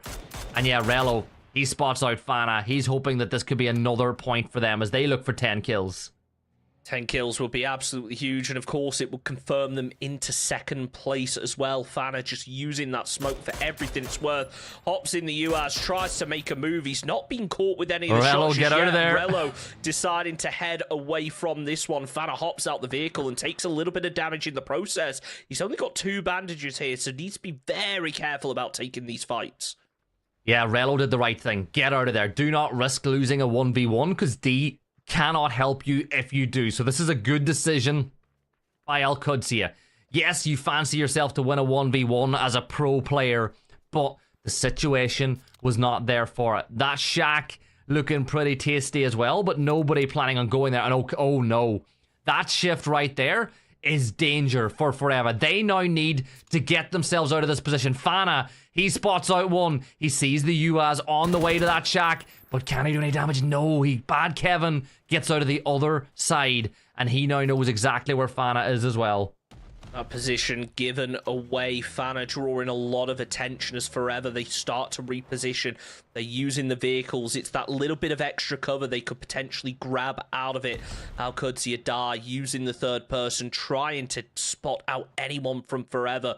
But ultimately, it is just a waiting game. Fana is really going to be the difference maker now. Who does he decide to grief to a certain extent? Who does he take the first shots towards? Obviously, Forever, they're going to be more exposed, but Alcudia the imminent threat right now.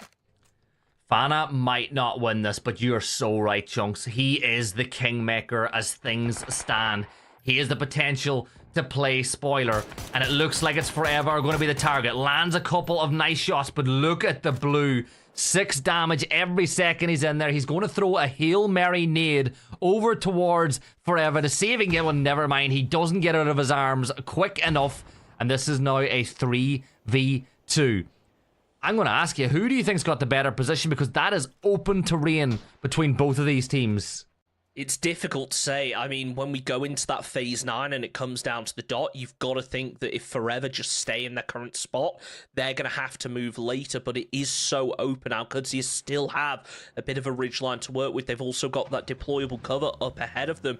It looks like they're going to try and reverse their vehicles over to safety, but Kevin is already making a move, gets absolutely lit up, but doesn't take any damage, and that is the most important thing in these situations. Alcudia, they're trying to make something happen, sprays either side. Rello catches a lot of damage. If he takes down Slump, it equalizes the fight, takes it back to a 2 versus 2. Oh, That's Rello! a huge headshot comes out from Rello, takes down Kevin. That's the aggressive player now from Forever taken out, so they have been put onto the back foot. Smokes are coming out. Rello probably going to try and get over to that tree as more and more smokes land through. It is going to be a slow burn to this end game. Oh my god, and let's not forget the fact that Rello has level 3 gear. He can ego peek. He's not going to fall as quick as a normal player, which gives Alcudia the advantage. Kevin, he's trying to get a little bit more information, and it looks like Forever are focusing on Rello, smoking their way over to this section of the map, trying to get a win.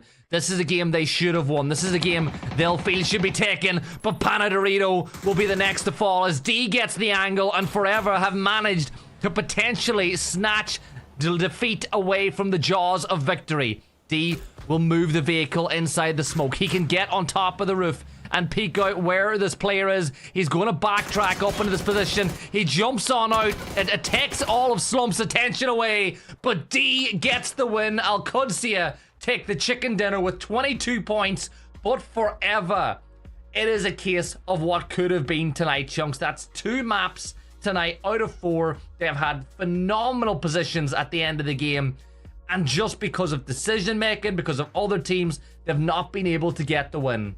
But absolutely huge from Alcudia to make that happen as a 2-man. Beautifully done. A big play there to be able to pull both players back together once they realized there was a solo from Mirror making a move. They got in position beautifully. We weren't able to stick on board with this fight for all too long, but it was 55 Esports who came out on top on the end, and it was a lot of compound battles in that game. When you get into such an open zone, it's almost bound to happen. Everyone is scrapping for such small amounts of cover, and credit to Alcudia to win that as a 2-man for the majority of the end game. Yeah, and there was a couple of decisions that they really made in the late game that won that for them. The first one was going to be the fact that Rello, when he was up on the high ground, as soon as he heard the fact that Fana was on the way, instead of playing off of his own, ability and thinking he could win that 1v1, he said, no, I am better playing with D. He gave up the position. They played as a 2.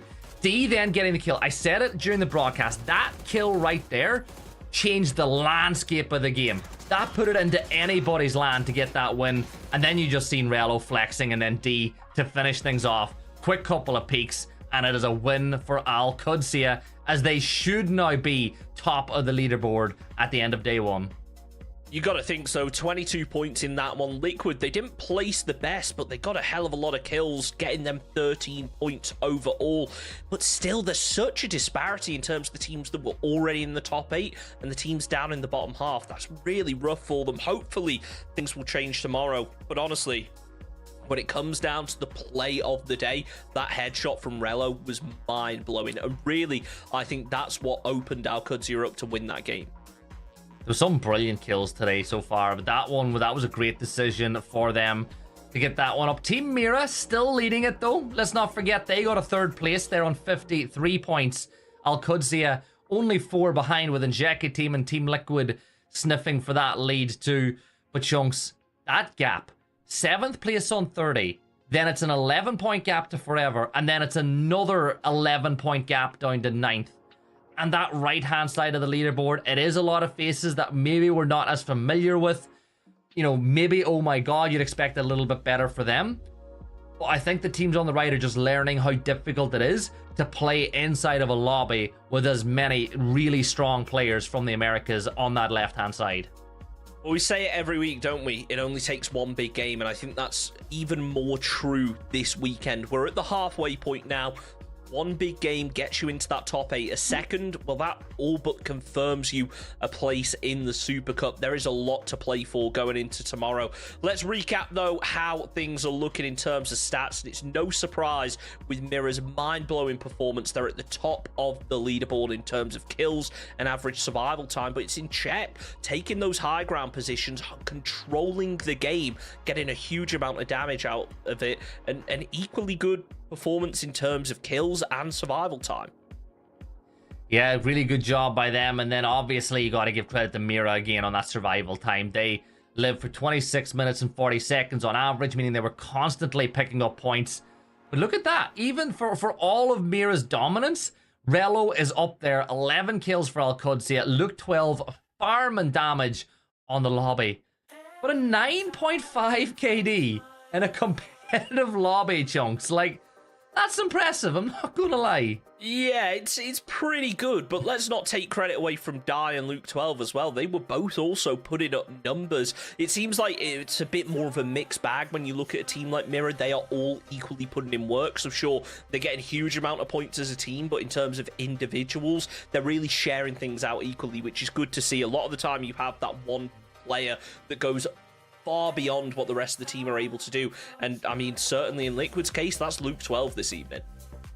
Yeah, Luke 12 has had a phenomenal game on the night. And that brings a conclusion to day number 1 of this cup. Remember, this will continue tomorrow night, same time, same place. If you want to get involved in next week's cup, get yourself in, !